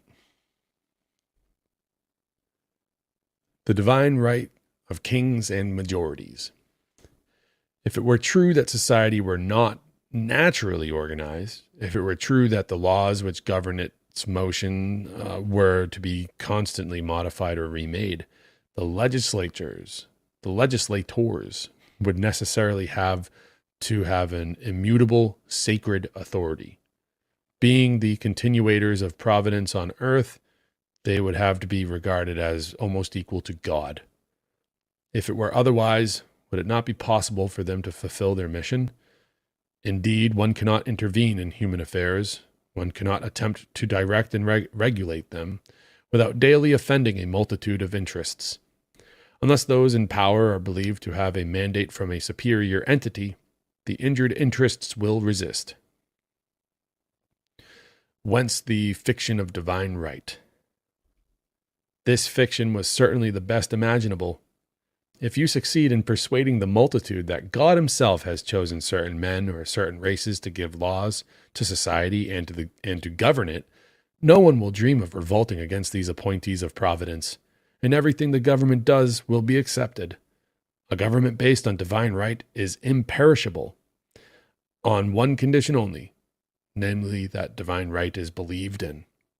If one takes the thought into one's head that the leaders of the people do not receive their inspirations directly from providence itself, that they obey purely human impulses, the prestige that surrounds them will disappear. One will irreverently resist their sovereign decisions, as one resists anything man-made whose utility has not been clearly demonstrated. It is accordingly fascinating to see the pains theoreticians of the divine right take to establish the superhumanity of the races in possession of human government. Let us listen, for example, to Joseph de Maistre. He said, "Man does not make sovereigns. At the very most, he can serve as an instrument for dispossessing one sovereign and handing his state over to another sovereign, himself already a prince. Moreover, there has never existed a sovereign family traceable to plebeian origins. If this phenomenon were to appear, it would mark a new epoch on earth. It is written, 'I am the maker of sovereigns.' This is not just a religious slogan, a preacher's metaphor. It is the literal truth, pure and simple. It is a law of the political world. God makes kings, word for word. He prepares royal races, nurtures them at the center of a cloud which hides their origins. Finally, they appear, crowned with glory and honor. They take their places." According to the system which embodies the will of providence in certain men and which invests these chosen ones, these anointed ones with a quasi-divine authority, the subjects evidently have no rights at all. They must submit, without question, to the decrees of the sovereign authority, as if they were the decrees of providence itself. According to Plutarch, the body is the instrument of the soul, and the soul is the instrument of God. According to the divine right school, God selects certain souls and uses them as instruments for governing the world. If men had faith in this theory, surely nothing could unsettle a government based on divine right. Unfortunately, they have completely lost faith. Why? Because one fine day they took into their heads to question and to reason, and in questioning and reasoning, they discovered that their governments governed them no better than they, simply mortals out of communication with providence, could have done themselves. It was free inquiry that demonetized the fiction of divine right, to the point where the subjects of monarchs or of aristocracies based on divine right obey them only insofar as they think it in their own self-interest to obey them. Has the communist fiction fared any better?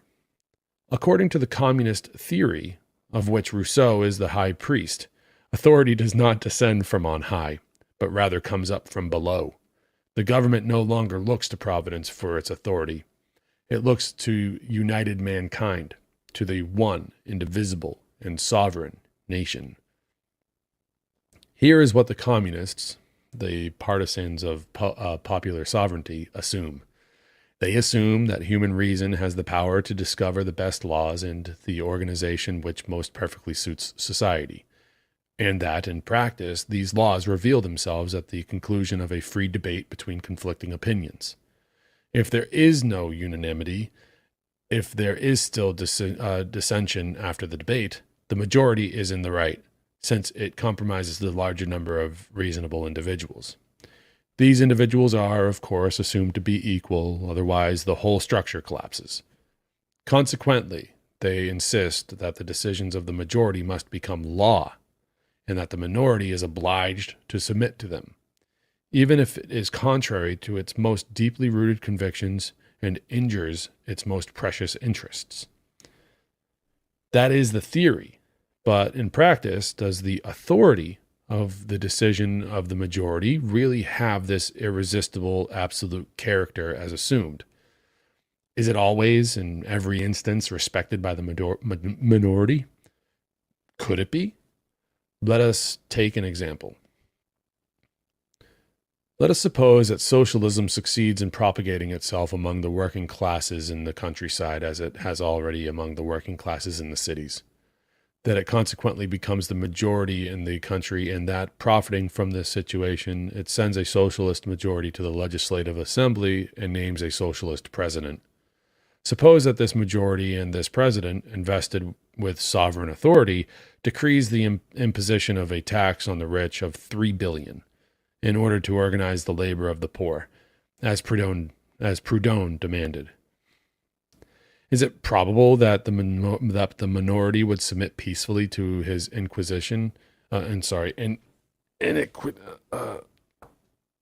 to his iniquitous and absurd, yet legal, yet constitutional plunder? No, without a doubt, it would not hesitate to disown the authority of the majority and to defend its property.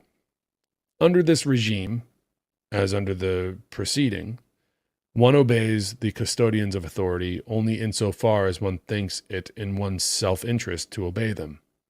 This leads us to affirm that the moral foundation of authority is neither as solid nor as wide under a regime of monopoly or of communism as it could be under a regime of liberty.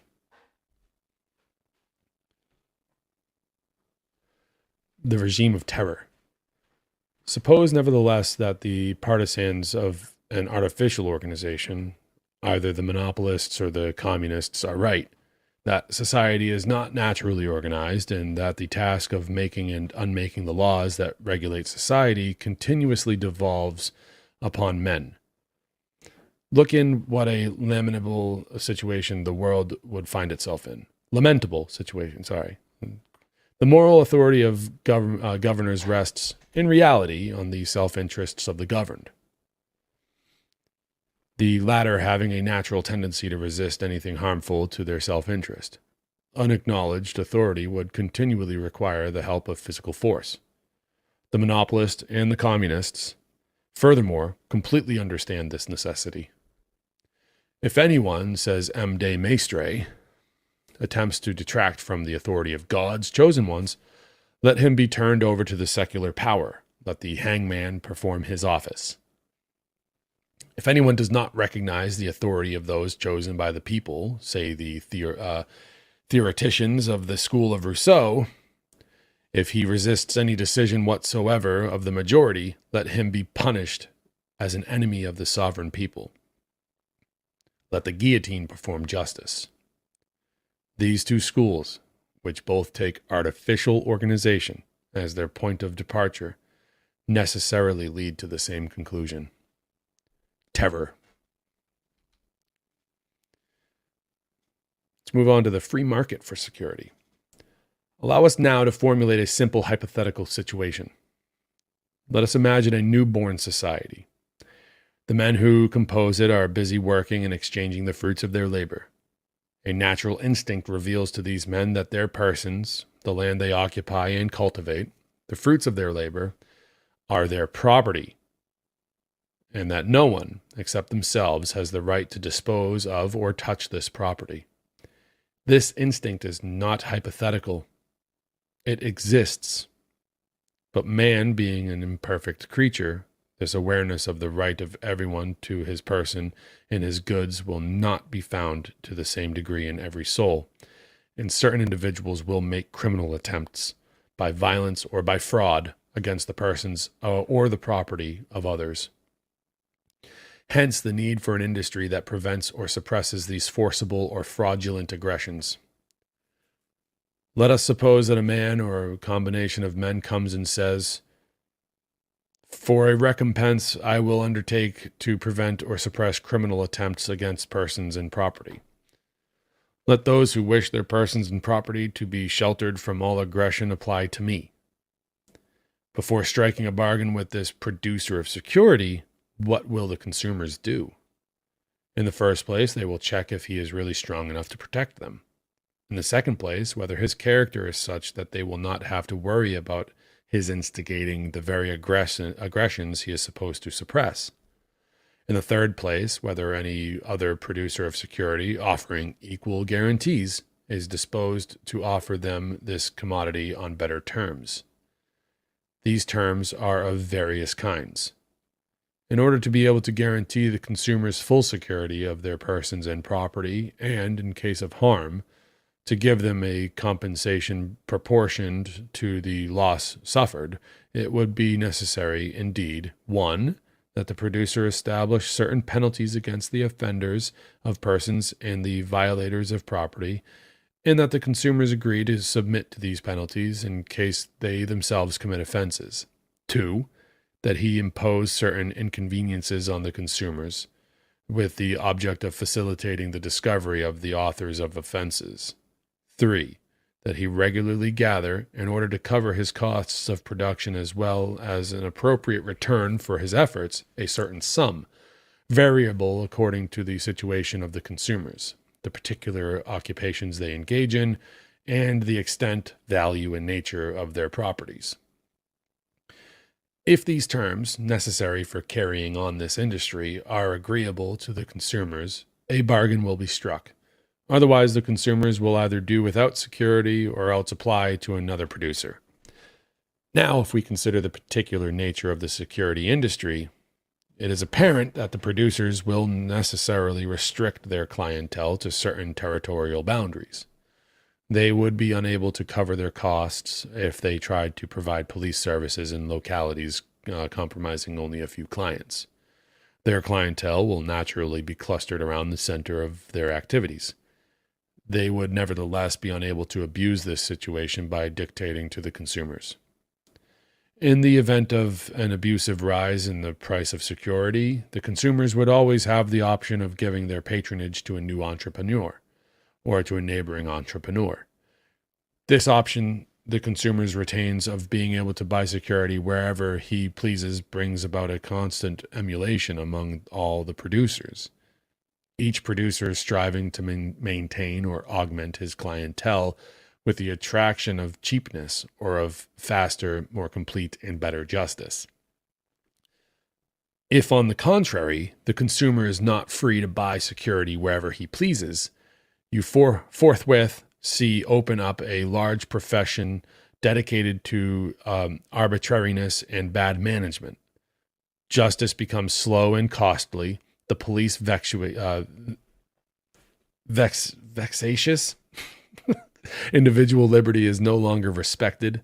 The price of security is abusively inflated and inequitably apportioned according to the power and influence of this or that class of consumers. The protectors engage in bitter struggles to wrest consumers from one another. In a word, all the abuses inherent in monopoly or in communism crop up. Geez, could I stammer any more through that last one? Under the rule of free competition, war between the producers of security entirely loses its justification. Why would they make war? To conquer consumers? But the consumers would not allow themselves to be conquered. They would be careful not to allow themselves to be protected by men who would unscrupulously attack the persons and property of their rivals. If some audacious conqueror tried to become dictator, they would immediately call to their aid all the free consumers menaced by this aggression, and they would treat him as he deserved. Just as war is the natural consequence of monopoly, peace is the natural consequence of liberty. That's a good one right there. Let me say that a little louder for the people in the back. Just as war is the natural consequence of monopoly, peace is the natural consequence of liberty. Under a regime of liberty, the natural organization of the security industry would not be different from that of other industries. In small districts, a single entrepreneur could suffice. This entrepreneur might leave his business to his son or sell it to another entrepreneur. In larger districts, only one company by itself would bring together enough resources adequately to carry on this important and difficult business. If it were well managed, this company could easily last, and security would last with it. In the security industry, as in most of the other branches of production, the latter mode of organization will probably replace the former in the end. On the one hand, this would be a monarchy, and on the other hand, it would be a republic. But it would be a monarchy without monopoly and a republic without communism. On either hand, this authority would be accepted and respected in the name of utility. It would not be an authority imposed by terror. It will undoubtedly be disputed whether such a hypothetical situation is realized. But at the risk of being considered utopian, we affirm that this is not disputable. That a careful examination of the facts will decide the problem of government more and more in favor of liberty, just as it does all other economic problems. We are convinced, so far as we are concerned, that one day societies will be established to agitate for the freedom of government, as they have already been established on behalf of the freedom of commerce. And we do not hesitate to add that after this reform has been achieved, and all artificial obstacles to the free action of the natural laws that govern the economic world have disappeared, the situation of the various members of society will become the best possible. So that's the end there of the book. So Gustav Molinari was born March 3rd, 1819, and he died January 28th of 1912, was a Belgian-born economist associated with the French économistes, a group of laissez-faire liberals. Throughout his life, Molinari defended peace, free trade, freedom of speech, freedom of association, and liberty in all of its forms. He was the originator of the theory of market anarchism. So, yeah, that's pretty cool stuff, right? I think. So there's the back of the book right there. That was under an hour. Cool. So maybe we can read this other part here, but maybe some other time. We're going to be getting into some bigger projects on the channel coming up. There's probably going to be like a 4 or 5 part series that I'm going to be doing on the Men Against the State. Coming up real soon. Men Against the State is about the 19th century individualist anarchists, the development of individualist anarchism in the United States. And we're going to be getting into that pretty soon.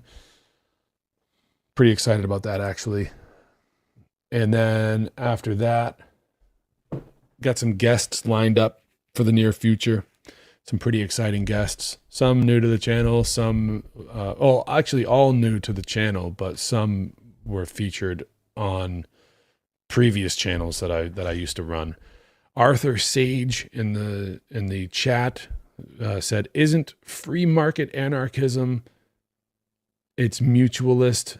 I don't get why doesn't anarcho-capitalist just call themselves mutualist or classical liberal?" Yeah, it just comes down to a need to differentiate and to be more precise in terms, because unfortunately, yeah, classical liberalism is a thing. I understand where you're coming from. I understand what you're getting at, but to be more precise in defining the terms and saying, hey, I'd like to slap a label on myself. That's what anarcho-capitalists do. They don't call themselves this or they call themselves that because there has been discovered a name for what they believe in. I myself, I just tend to think more of myself as, as an individualist anarchist. And, property rights are king. All rights stem from property rights. Individualist anarchism is also in bed with anarcho-capitalism to some degree, but, yeah, I mean, I'm in the natural law camp myself, so like that's kind of where it comes down to, for me personally, mutualist. It's just a matter of terms. It really just comes down to that. So I really liked this Molinari guy. The thing that always at the end of these like historic documents that always kind of like gets at me is the idea that a document like this being written 175 years ago, right? I say it all the time on the channel. What if this theory, what if this philosophy, what if this idea had been adopted and was like, brought into the fold as I guess call it a mainstream idea? What kind of evolution could an idea like this have over 175 years? What kind of peace could an idea like this bring about over the course of 175 years?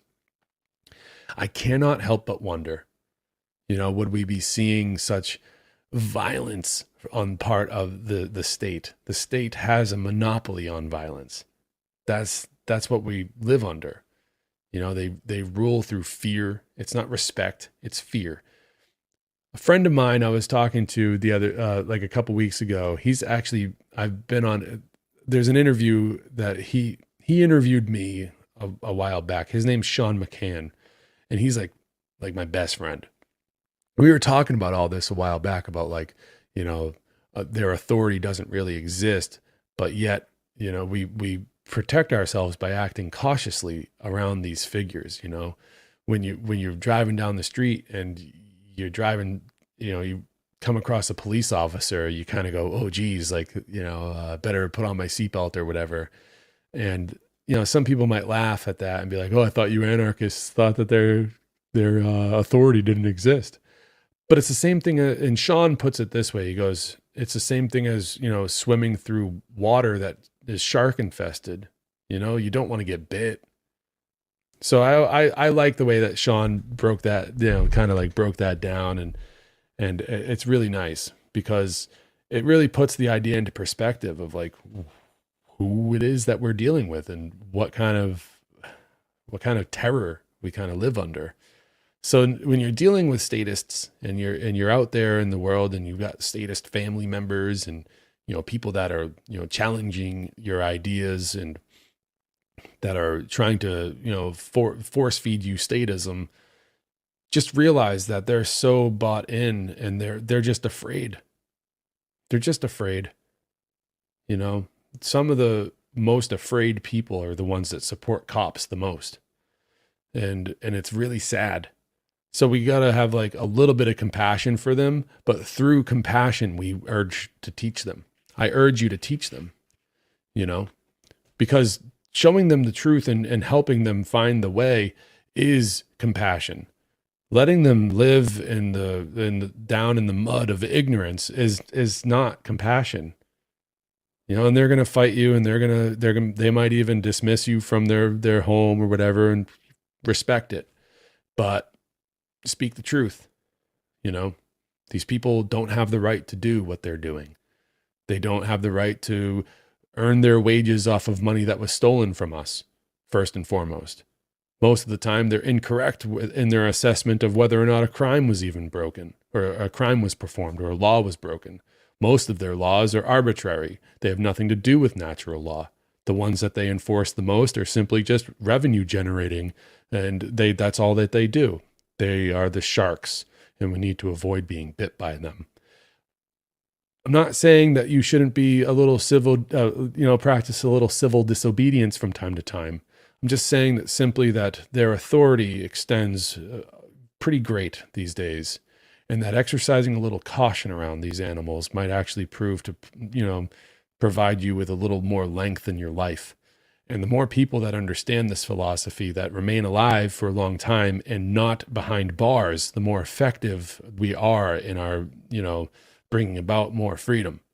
You see, there's plenty of things that we can all do to go say fuck you to the police and maybe, do whatever. But if you're if you're incarcerated, if you're locked up and you understand the philosophy of freedom, you understand voluntarism, anarchism, and what it takes. Like, I don't understand what good you're doing in a jail cell.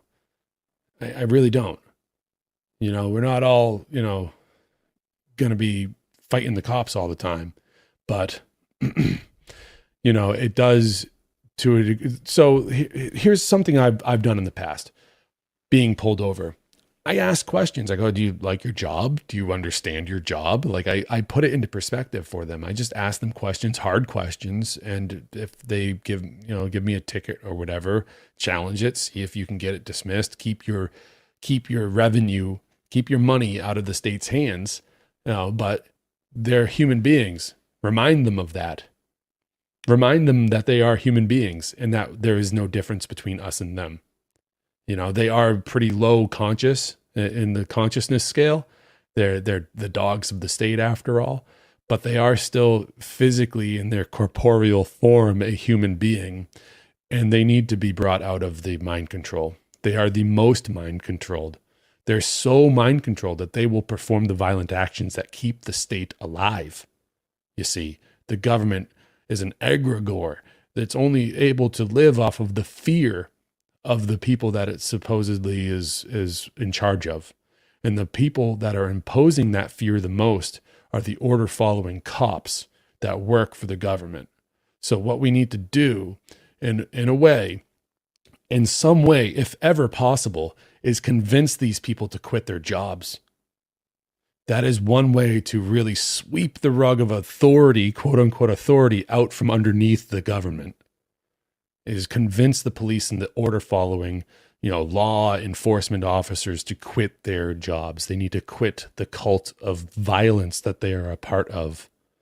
And we will never, ever be able to accomplish anything like that if we're busy screaming fuck you in their faces, spitting on them, and just being generally assholes to them.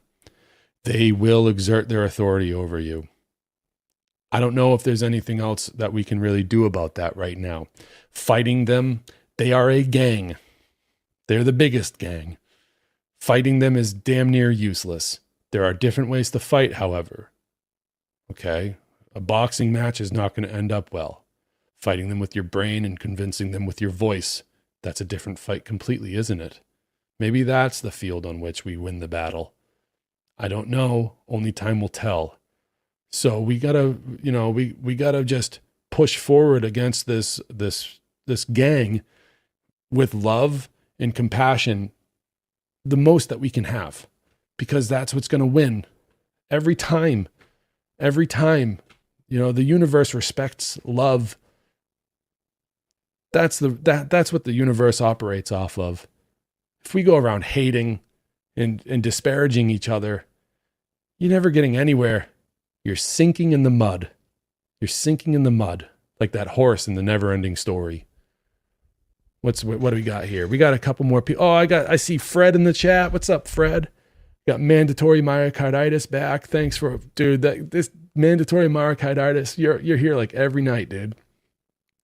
Oh, Arthur's back too. I asked a ANCOM, why did the ANCOM during the many anarchist liberation wars being fought and supported that if they took help from the ANCAP and Voluntaryist, they most likely see. Okay, would have won since they needed weapons like Catalonia before World War II. Like in Catalonia before World War II. I appreciate you jumping in the chat and keeping it active, Arthur. Unfortunately, that's a little... I don't mean to be offensive or anything, but that's a little unintelligible. I can't really make out what you're trying to say. Maybe it's me. I'm willing to accept that it's me. So voluntarism is the future. Okay. Voluntarism, this is the way that we take control of our actions as an individual.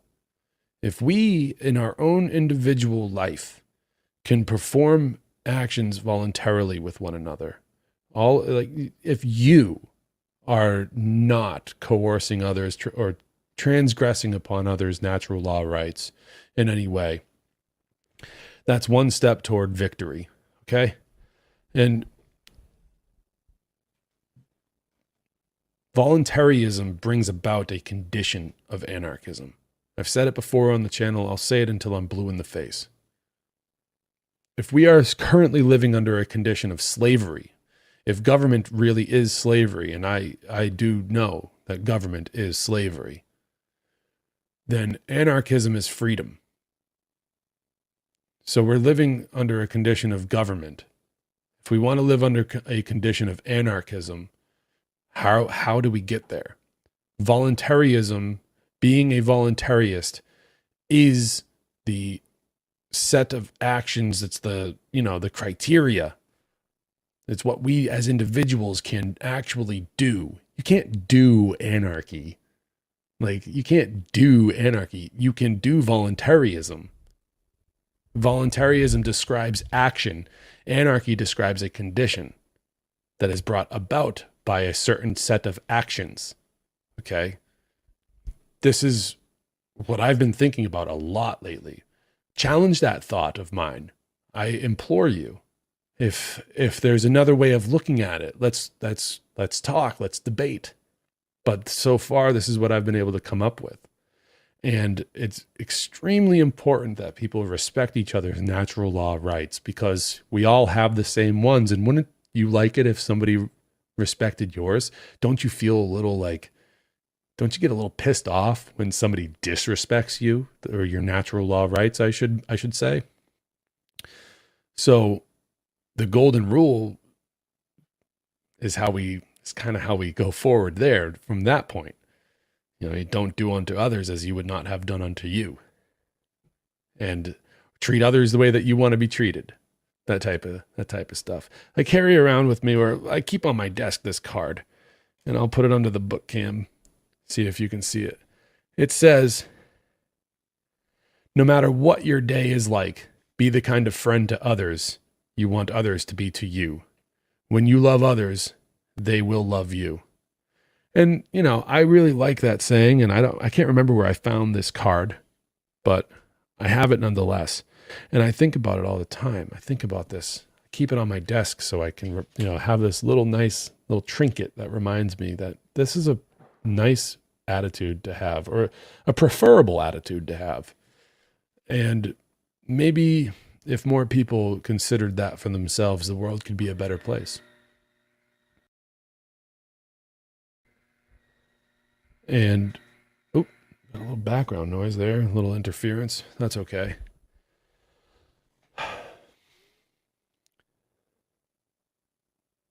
We can build a better future.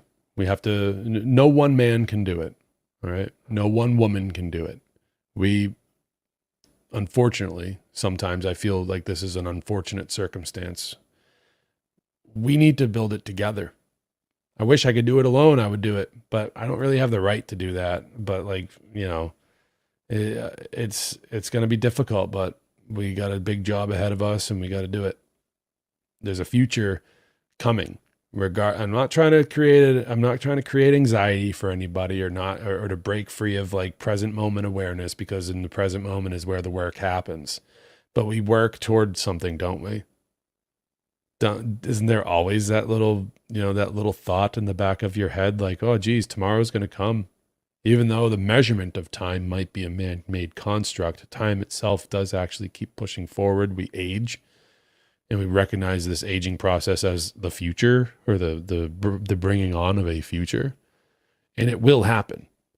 Even if a nuclear bomb goes off tomorrow, there's going to be a day after that. The universe decided that before any of us were even born.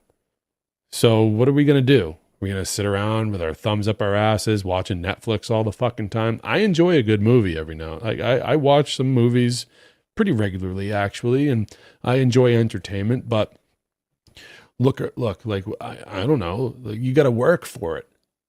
We got a future to think about. We got children to think about. People that are going to rely on others to create, to have some type of future that's worth living in. There's forces at play out there right now that would love it if all of our freedoms were taken away from us. All of them, all of the freedoms. But in order to achieve ultimate freedom, we can't let this flame die out. We must carry it on into the future. Continue working for change. Continue working for liberty. And one day, my friends, it will be ours. And before you know it, we actually, we might experience it in our lifetimes. Who knows? Anything could happen at this point. I'm not trying to sell any hopium here, but it is a dire situation that we are in, and only hard work will result in victory. Whatever any individual out there is capable of doing in order to achieve a greater state of freedom or a condition of freedom, we should be doing that. With that being said, I think that that's probably a good high note to end it on. The intro music is the same as the outro music. Brendan Daniel. The link is in the show notes. Go check him out on Instagram. I made friends with Brendan like a year and a half ago. And oh wait, before I really do a send off, Mandatory Myocarditis really just said something brilliant in the chat, and he's absolutely right. And he said, if the situation was hopeless, their propaganda would be unnecessary. Thank you for that. I really appreciate that. So yeah, Brendan Daniel on Instagram, go check him out. Brilliant artist. He's really good, really good. He came to the studio last August and recorded right here in the studio, and was very generous in giving me some music to use for the channel. Thank you, Brendan, if you're watching this, for that. And so, what else is there? voluntarystacademy.com. You can go over there and get all of the resources. You can check out all of the different things that I present on this channel and get your very own PDF copies of that. And while you're there, if you've enjoyed this and you seem to think that you're able to contribute to me, that would be great. You can do that there on the donation page or supports page. I always forget what it is, but the link for that's in the show notes. I appreciate that a lot. If you don't want to support me that way, that's fine too. You could just, like and subscribe to the channel, help get the word out of what I'm doing here by sharing it. Those are the easiest ways to support the channel. It really helps out a lot. And then finally, if you are now like how I was like a year and a half ago, then you might be thinking to yourself that there's more to life than maybe your current your current financial situation can bring you. And maybe you have ideas that you want to bring to the market, and you want to be a little bit more of an entrepreneur in your life. Maybe there are things like a podcast or some sort of media production that you have skills in, and you want to learn how to bring that skill to the market, and you're kind of lost. Well, I was there once too, and I heard about Autonomy. And Autonomy is a 12-week course that's hosted by Richard Grove of TragedyandHope.com, Peace Revolution podcast, and more currently the Grand Theft World podcast. And in those 12 weeks, I was absolutely floored at what was brought out of me was this better ability to communicate, this better ability to listen, this better ability to market my skills and to bring my ideas to the market and say, hey, look at me over here. I can do things. And I learned all that in Autonomy. And if you want to learn that too, you can click the link in the show notes, and it's an affiliated link. So if you do end up getting enrolled into the course, it does help me out. It helps me out a lot. And it helps you out, more importantly. It'll help you be a little bit more autonomous in your life.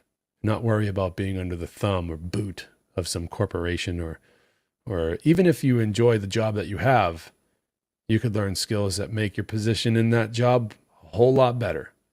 So consider that for yourself before you go. And if you ever want to come back, the link will be there. And other than that, I just want to remind everybody here and everybody listening to this that you own yourself, period. No one else owns you. You are truly not a slave. At the end of the day, you are not a slave. You are a conscious person having an experience in reality. And unfortunately, right now, there's been a lot of trickery afoot that has made it impossible for us to exercise our freedom to its fullest capacity. And I want to encourage you to break free from that bondage. And if you're here, you've already begun. I love you all. And with that, here's Brendan Daniel to play us out. Thank you very much. Have a good night. These are the hills. These are the hills we'll die on.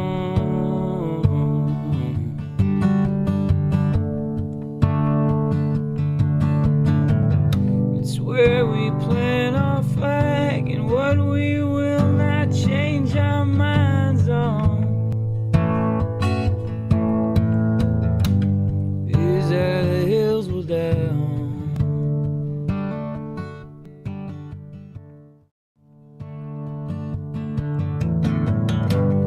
These are the hills, these are the hills we'll die. You're listening to the PAZNIA Radio Network.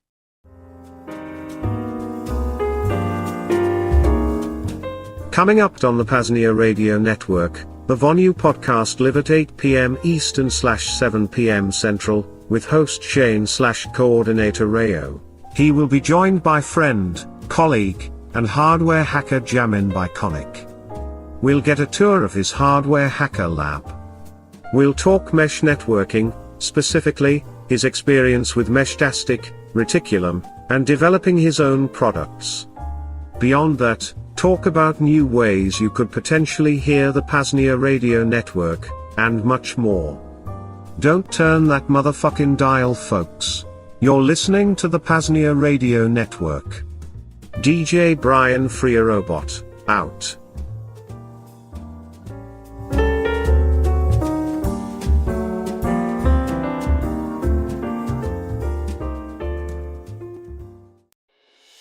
LUA Pub Records presents the most inspirational alternative band in the world, Richard Greaser and the Bugle, featuring the first credentialed journalist, songwriter, and producer. Is he the next Leonardo da Vinci? No, he's just a man who smokes a lot of cigarettes and has a bachelor's in journalism. With great inspirational songs like The Princess and the Podcast Listener. I need a Prince Charming to save me from my depression. A man whose full-time job is listening to Bitcoin podcasts. The hit track, Non-Compliant 1776. All across the country, the people are awakening. Politicians are quivering and shaking. This one-of-a-kind album titled Now That's What I Call Defiance is filled with instant classics. This album is not available in stores, and limited digital quantities are available, so order now. Visit libertyunderattack.com/buglemusic to order today.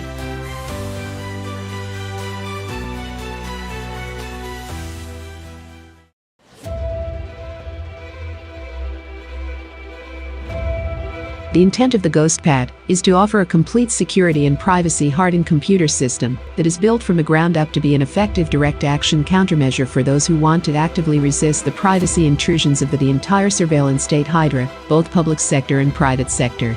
A user-friendly computer that the owner maintains exclusive control over every aspect of its operation and has complete control over who accesses what data.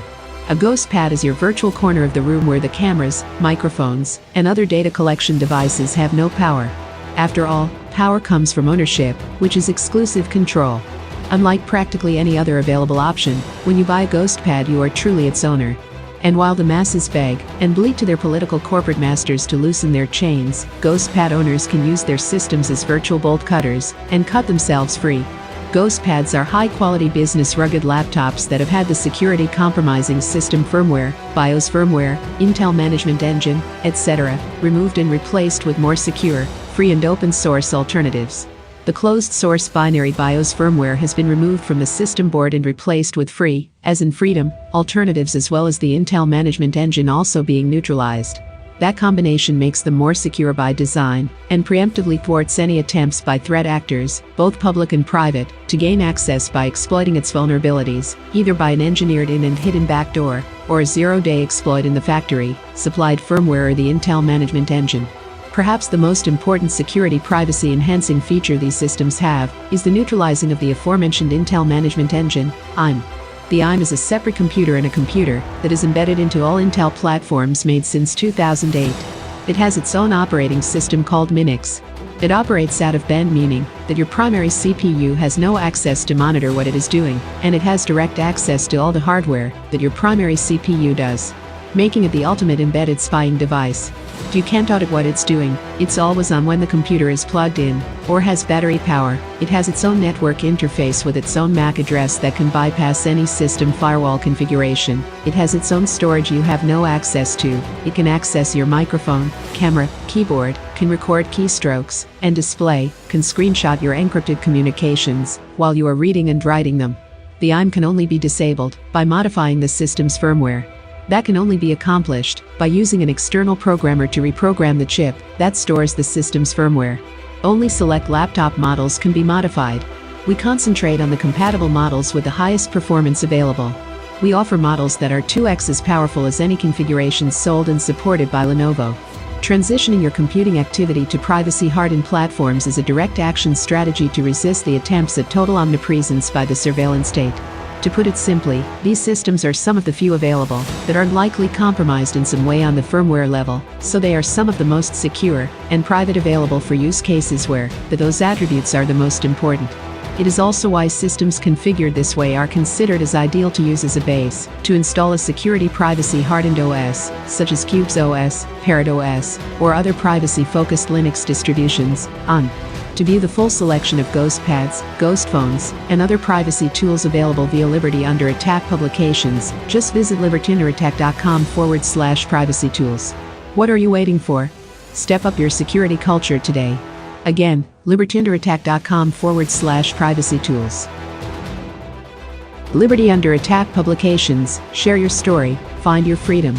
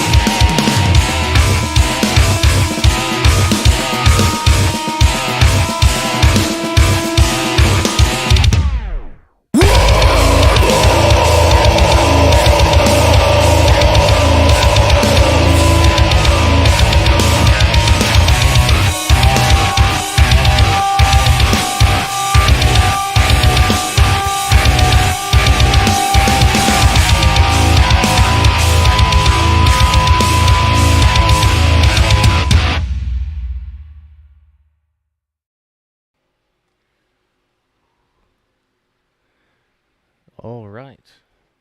One moment here, folks. All right, so we're still waiting on Jamin, but I'll go ahead and get rolling. I spoke to him earlier, so I presume he will be dropping in here any minute. Unmuted in both locations. Fan is off.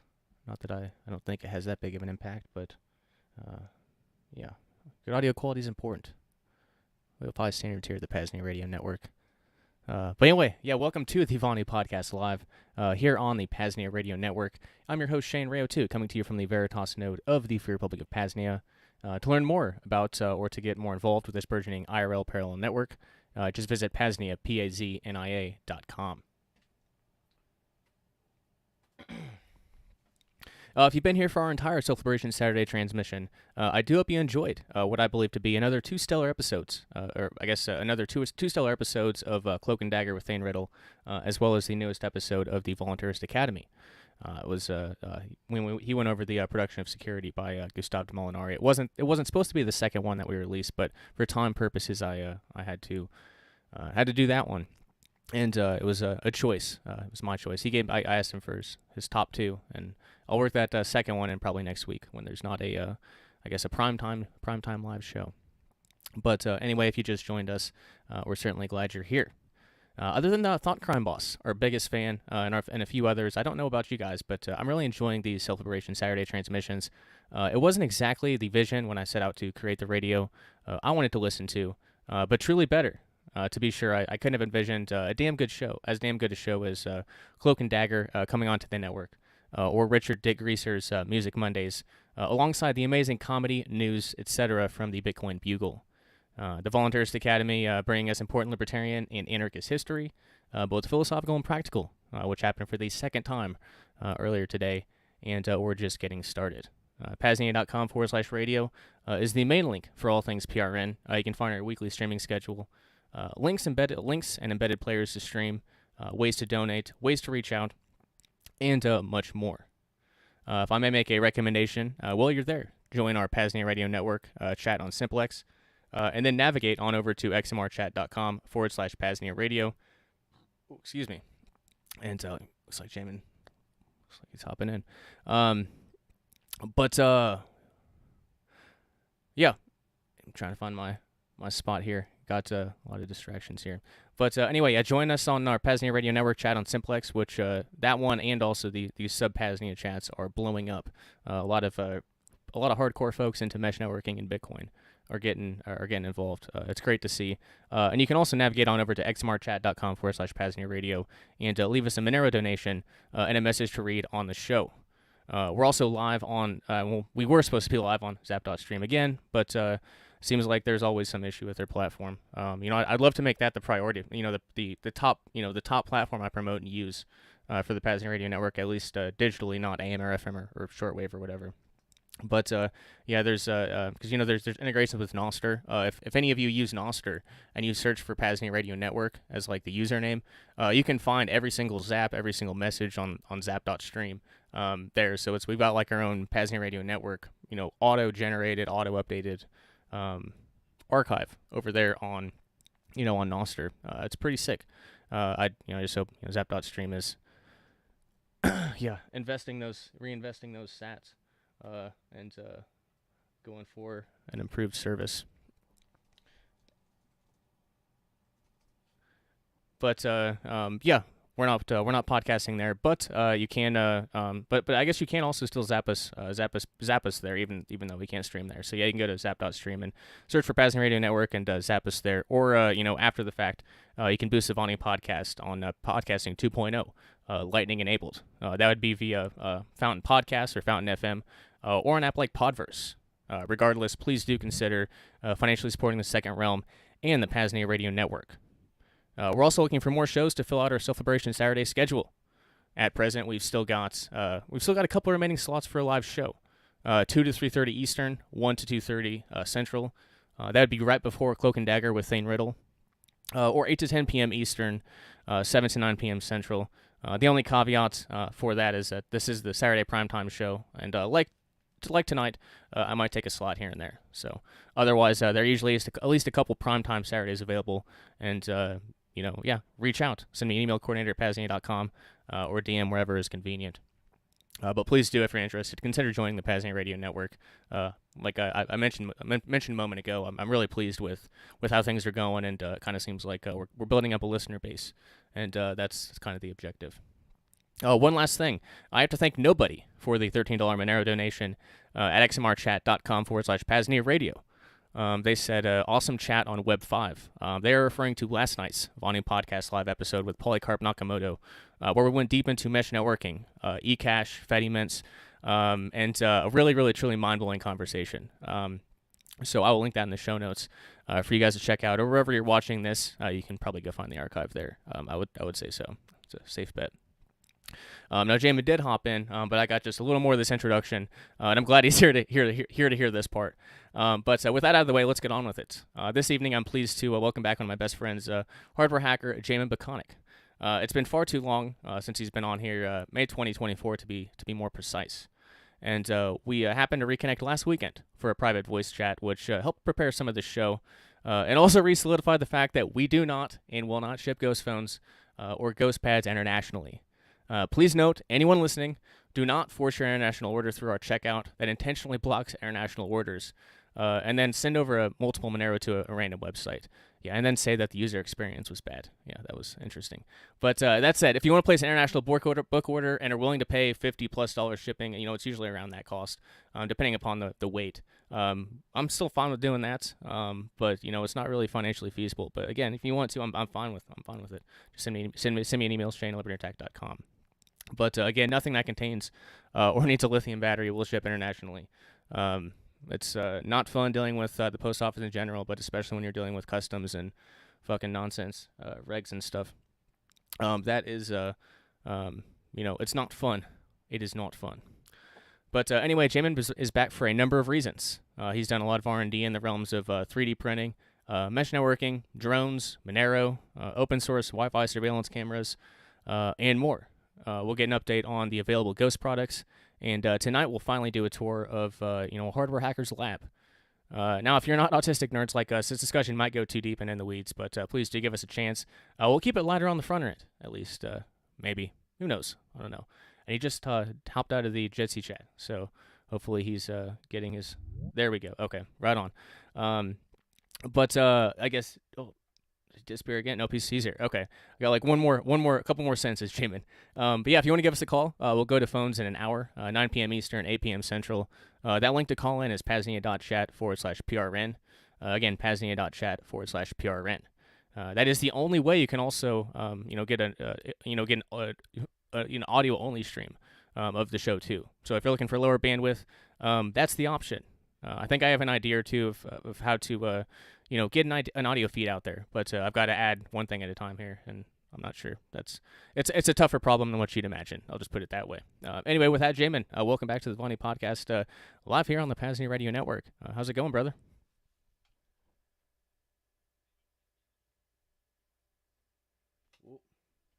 I do not have any audio. Do not have any audio, Jamin. Says we lost connection. All right. It's a good start. Tis a good start. Jamin, can you hear me, brother?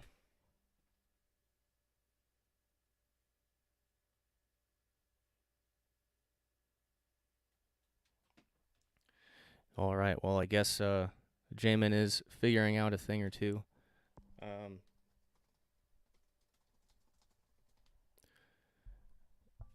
gosh.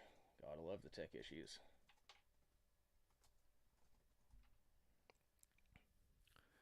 Or maybe he, totally lost internet. Who knows? We'll see. Oh, well, nope. Maybe just hop back in. Let us see if we've got audio now.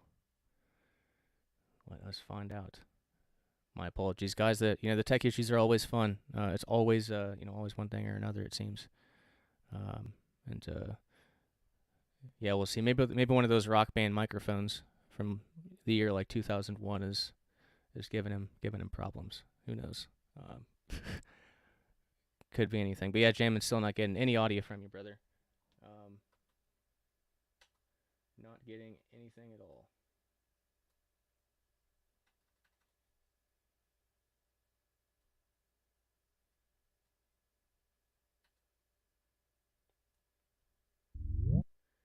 Okay, we got another rejoin.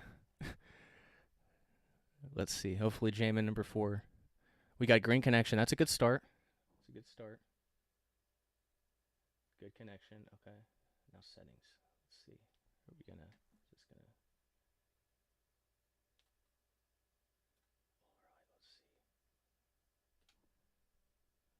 let's see.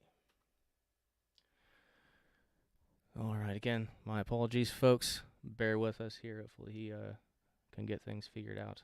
I would start playing music, but then we won't be able to necessarily test. Yeah. Can't hear anything. Can't hear you at all, Jamin. Not a single word.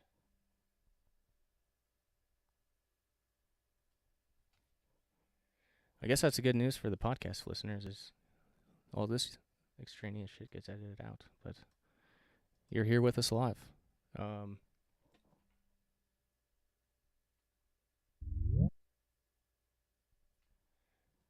Yeah.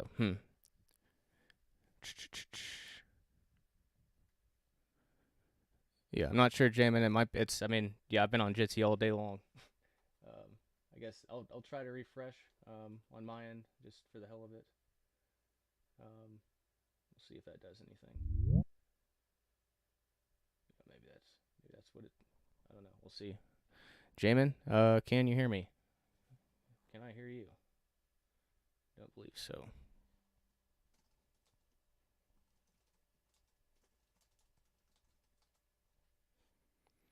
All right, folks, I'm going to go ahead and pop a song on here while we hopefully get this figured out. Thought it would have been a little shorter, a little quicker. Not sure what's going on, but yeah, let's see. What are we going to queue up here? We'll toss this one on.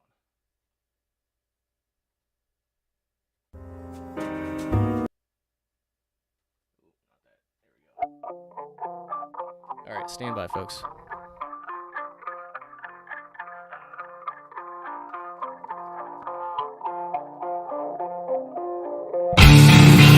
The origin of symbolism. Carlyle said, "It is through symbols that man can consciously or unconsciously live, move, and has his being."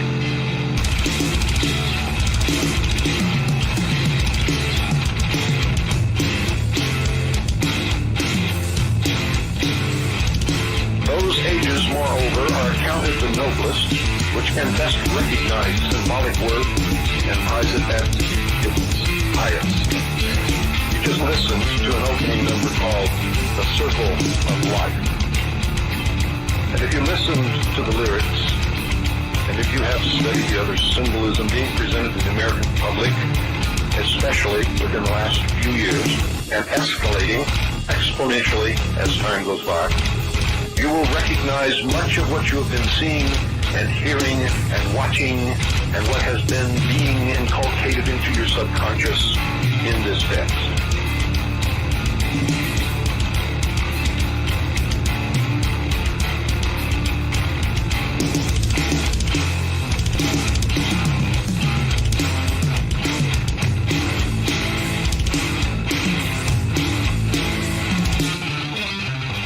With the 48 constellations, that's right, constellations. I'm not talking some weird astrology stuff. This is out of the mouths of the occult masters of those who are making a bid for the world.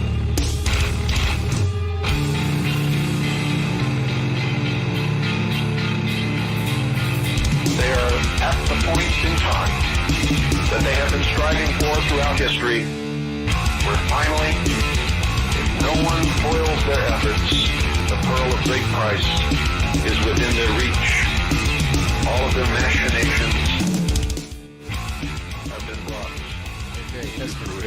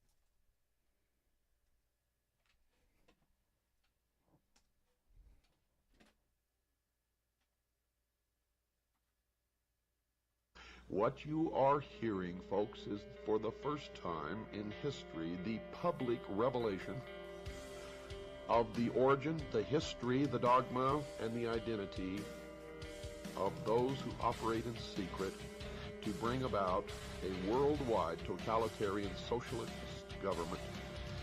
They are known to Christians as Mystery Babylon. It is an ancient religion.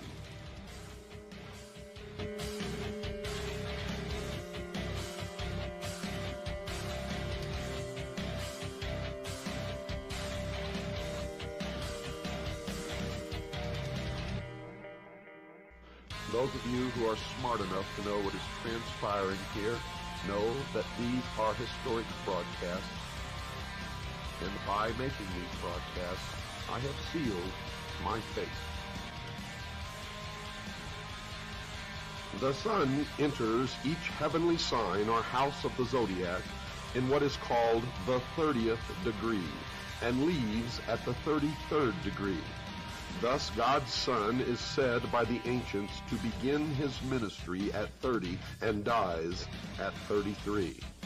A Freemason is not told the truth of the object of his worship until he attains the 30th degree.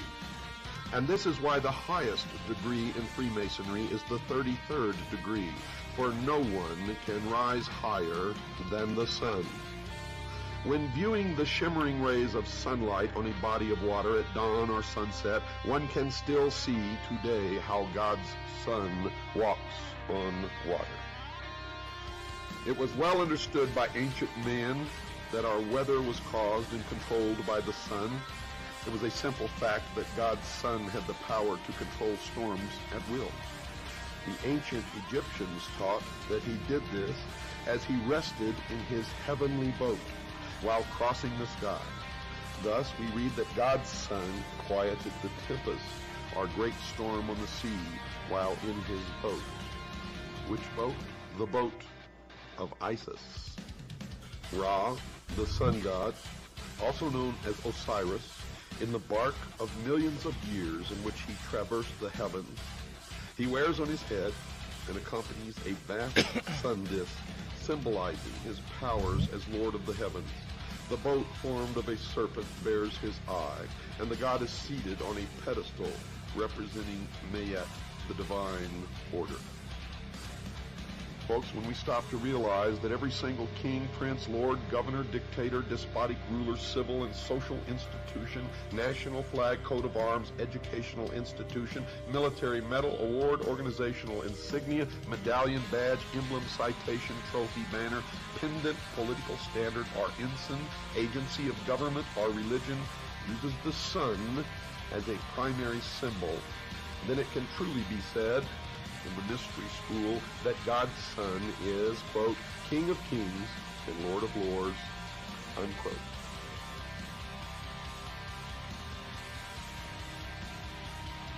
A worldwide totalitarian socialist government. They are known to Christians as Mystery Babylon. It is an ancient religion. Those of you who are smart enough to know what is transpiring here know that these are historic broadcasts, and by making these broadcasts, I have sealed my fate. A worldwide totalitarian socialist government. All right, folks. Well, it's unfortunate. Jamin's having some bullshit network issues or something and can't connect on Jitsi on any device. So it's localized to him. But long story short, it is not going to happen this evening. So with that, I guess I'll go ahead and close it out. Close out this stream a couple hours earlier than I wanted to. And I was looking through to see if there was anything I could toss on that I would like to. And there's not really nothing popping. If I had the third episode of the Building the Second Realm series on this other computer, I would toss that on. But anyway, I guess we'll go ahead and close out here, and hopefully Jamin can get his shit figured out, and we'll get it rescheduled again, rescheduled for another time. But anyway, head on over to libertyattack.com/privacy tools. We know we couldn't harden your security with knowledge tonight. So what you can do is go get the physical tools that are already built for you. libertyattack.com/privacy tools to view the small listed selection of ghost pads and ghost phones. There are more ghost pads available, ghost tablets, ghost stations, and more. As for ghost phones, there are 2 listings. One for Calyx and one for Graphene. Since Calyx won't be pushing updates for a number of months, I would recommend Graphene for now at least. If you're getting a new device. But as you, I guess no, but as you didn't hear, Jamin does have a 1,000,001 offerings, ranging from ghost routers to ghost servers. The ghost servers actually would host our Bitcoin Dojo node, the SimpleX relay, etc. To Wi-Fi surveillance cameras, to Monero mining rigs, and much more. If we can help you lock down your digital and physical security, we want to. Just email me, Shane@libertyattack.com. If you're seeking anything outside of what's listed, or again, feel free to head on over to libertyattack.com/privacy tools and check out with Monero today. But again, no international orders for items requiring batteries. This Monday, Richard Dick Greaser will be back for another Music Monday, starting at 8 p.m. Eastern, 7 p.m. Central. And then next Saturday, we'll be back here at 4 p.m. Eastern, 3 p.m. Central for another live episode of Cloak and Dagger and more PRND programming. I think we'll probably continue our, as I said, a revisitation of the Building the Second Realm series. That is, unless one of you is interested in starting your own show here on the PAZNIA Radio Network, and would like to snag next Saturday's primetime slot, just email me, coordinator@PAZNIA.com, and we'll see what we can make happen. The main link for radio is PAZNIA.com/radio. There you can find the link to join our SimpleX group, ways to donate via XMR chat, the full show schedule, and much more. While you're there, please do consider perusing the rest of the site to learn more about this IRL burgeoning parallel network. And finally, VonuFest happens from September 22nd to VonuFest 6, actually, happens from September 22nd to the 29th here at the Veritas node of the Free Republic of PAZNIA. Any vetted PAZNIans and self-liberators are encouraged to attend. We're about an hour and a half east of St. Louis. If you're interested in making it out and aren't vetted, get vetted today. Just email coordinator@PAZNIA.com or DM wherever is convenient to get the process rolling. There's still time. We'll leave it there. Thanks so much for joining us for the Celebration Saturday transmission. I guess much shorter than what was imagined. But anyway, we'll get it figured out and get Jamin back here next month or so, hopefully. But we shall see. Anyway, always remember, Vonu is yours for the making, and the Second Realm is yours for the building. Cheers from Veritas.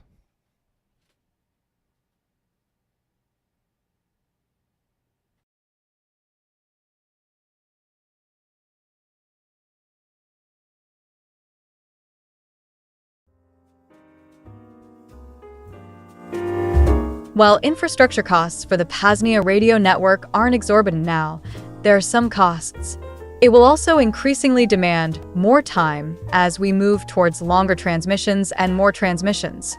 If you'd like to help cover current costs and even the expansion of our efforts, please visit PAZNIA.com/shop. There, you can make a one-time fiat, Bitcoin, or Monero donation. You can become a stakeholder, and you can even order some one-of-a-kind PAZNIA merch, ranging from shirts to hats to flags, all the way to beach towels. Again, that link at PAZNIA.com/shop. Cheers from the Free Republic.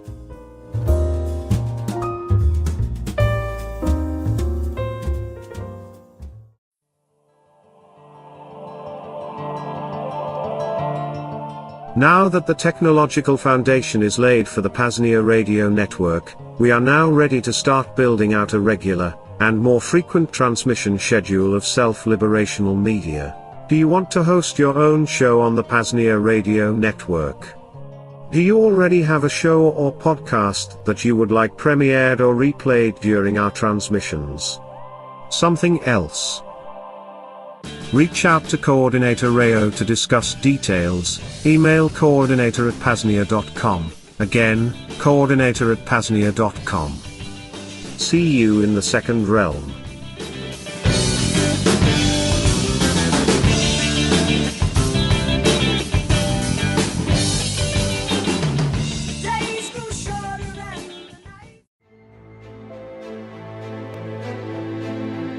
Hello, friends, fellow self-liberators.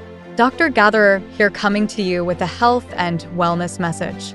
The Pain Liberator, Miracle Muscle Pain Reliever, is now back in stock at libertyunderattack.com.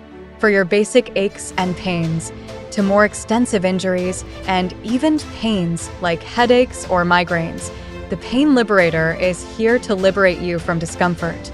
The Pain Liberator is a 20% DMSO, dimethyl sulfoxide, /80% colloidal silver water base, blended with enough aspirin to provide 30 milligrams of aspirin per spray. Beyond just pain relief, all three of these main ingredients provide enormous benefit to the body in general. DMSO also helps to bring the aspirin and colloidal silver into the skin for maximum bioavailability. Individual benefits include: colloidal silver is antibacterial, antifungal, used for sore throats, sinus problems, tooth infections, and candida overgrowths. DMSO has over 40 known pharmacological properties, helps with acne, heals shingles, is radio/EMF protective, painkiller, and heals stroke and heart attack damage. Aspirin is one of the safest, cheapest miracle drugs in existence. Searching PubMed, it assists with basically every disease or imbalance, from muscle pain to reversing cancerous tumors and everything in between. Spray directly on head for headaches. The Pain Liberator is available via Liberty Under Attack publications. Just visit libertyunderattack.com/pain to place your order today. PayPal, Bitcoin, and Monero accepted. For Monero, email shane@libertyunderattack.com. The Pain Liberator, Miracle Muscle Pain Reliever, a PAZNIA Department of Health and Wellness creation. libertyunderattack.com/pain.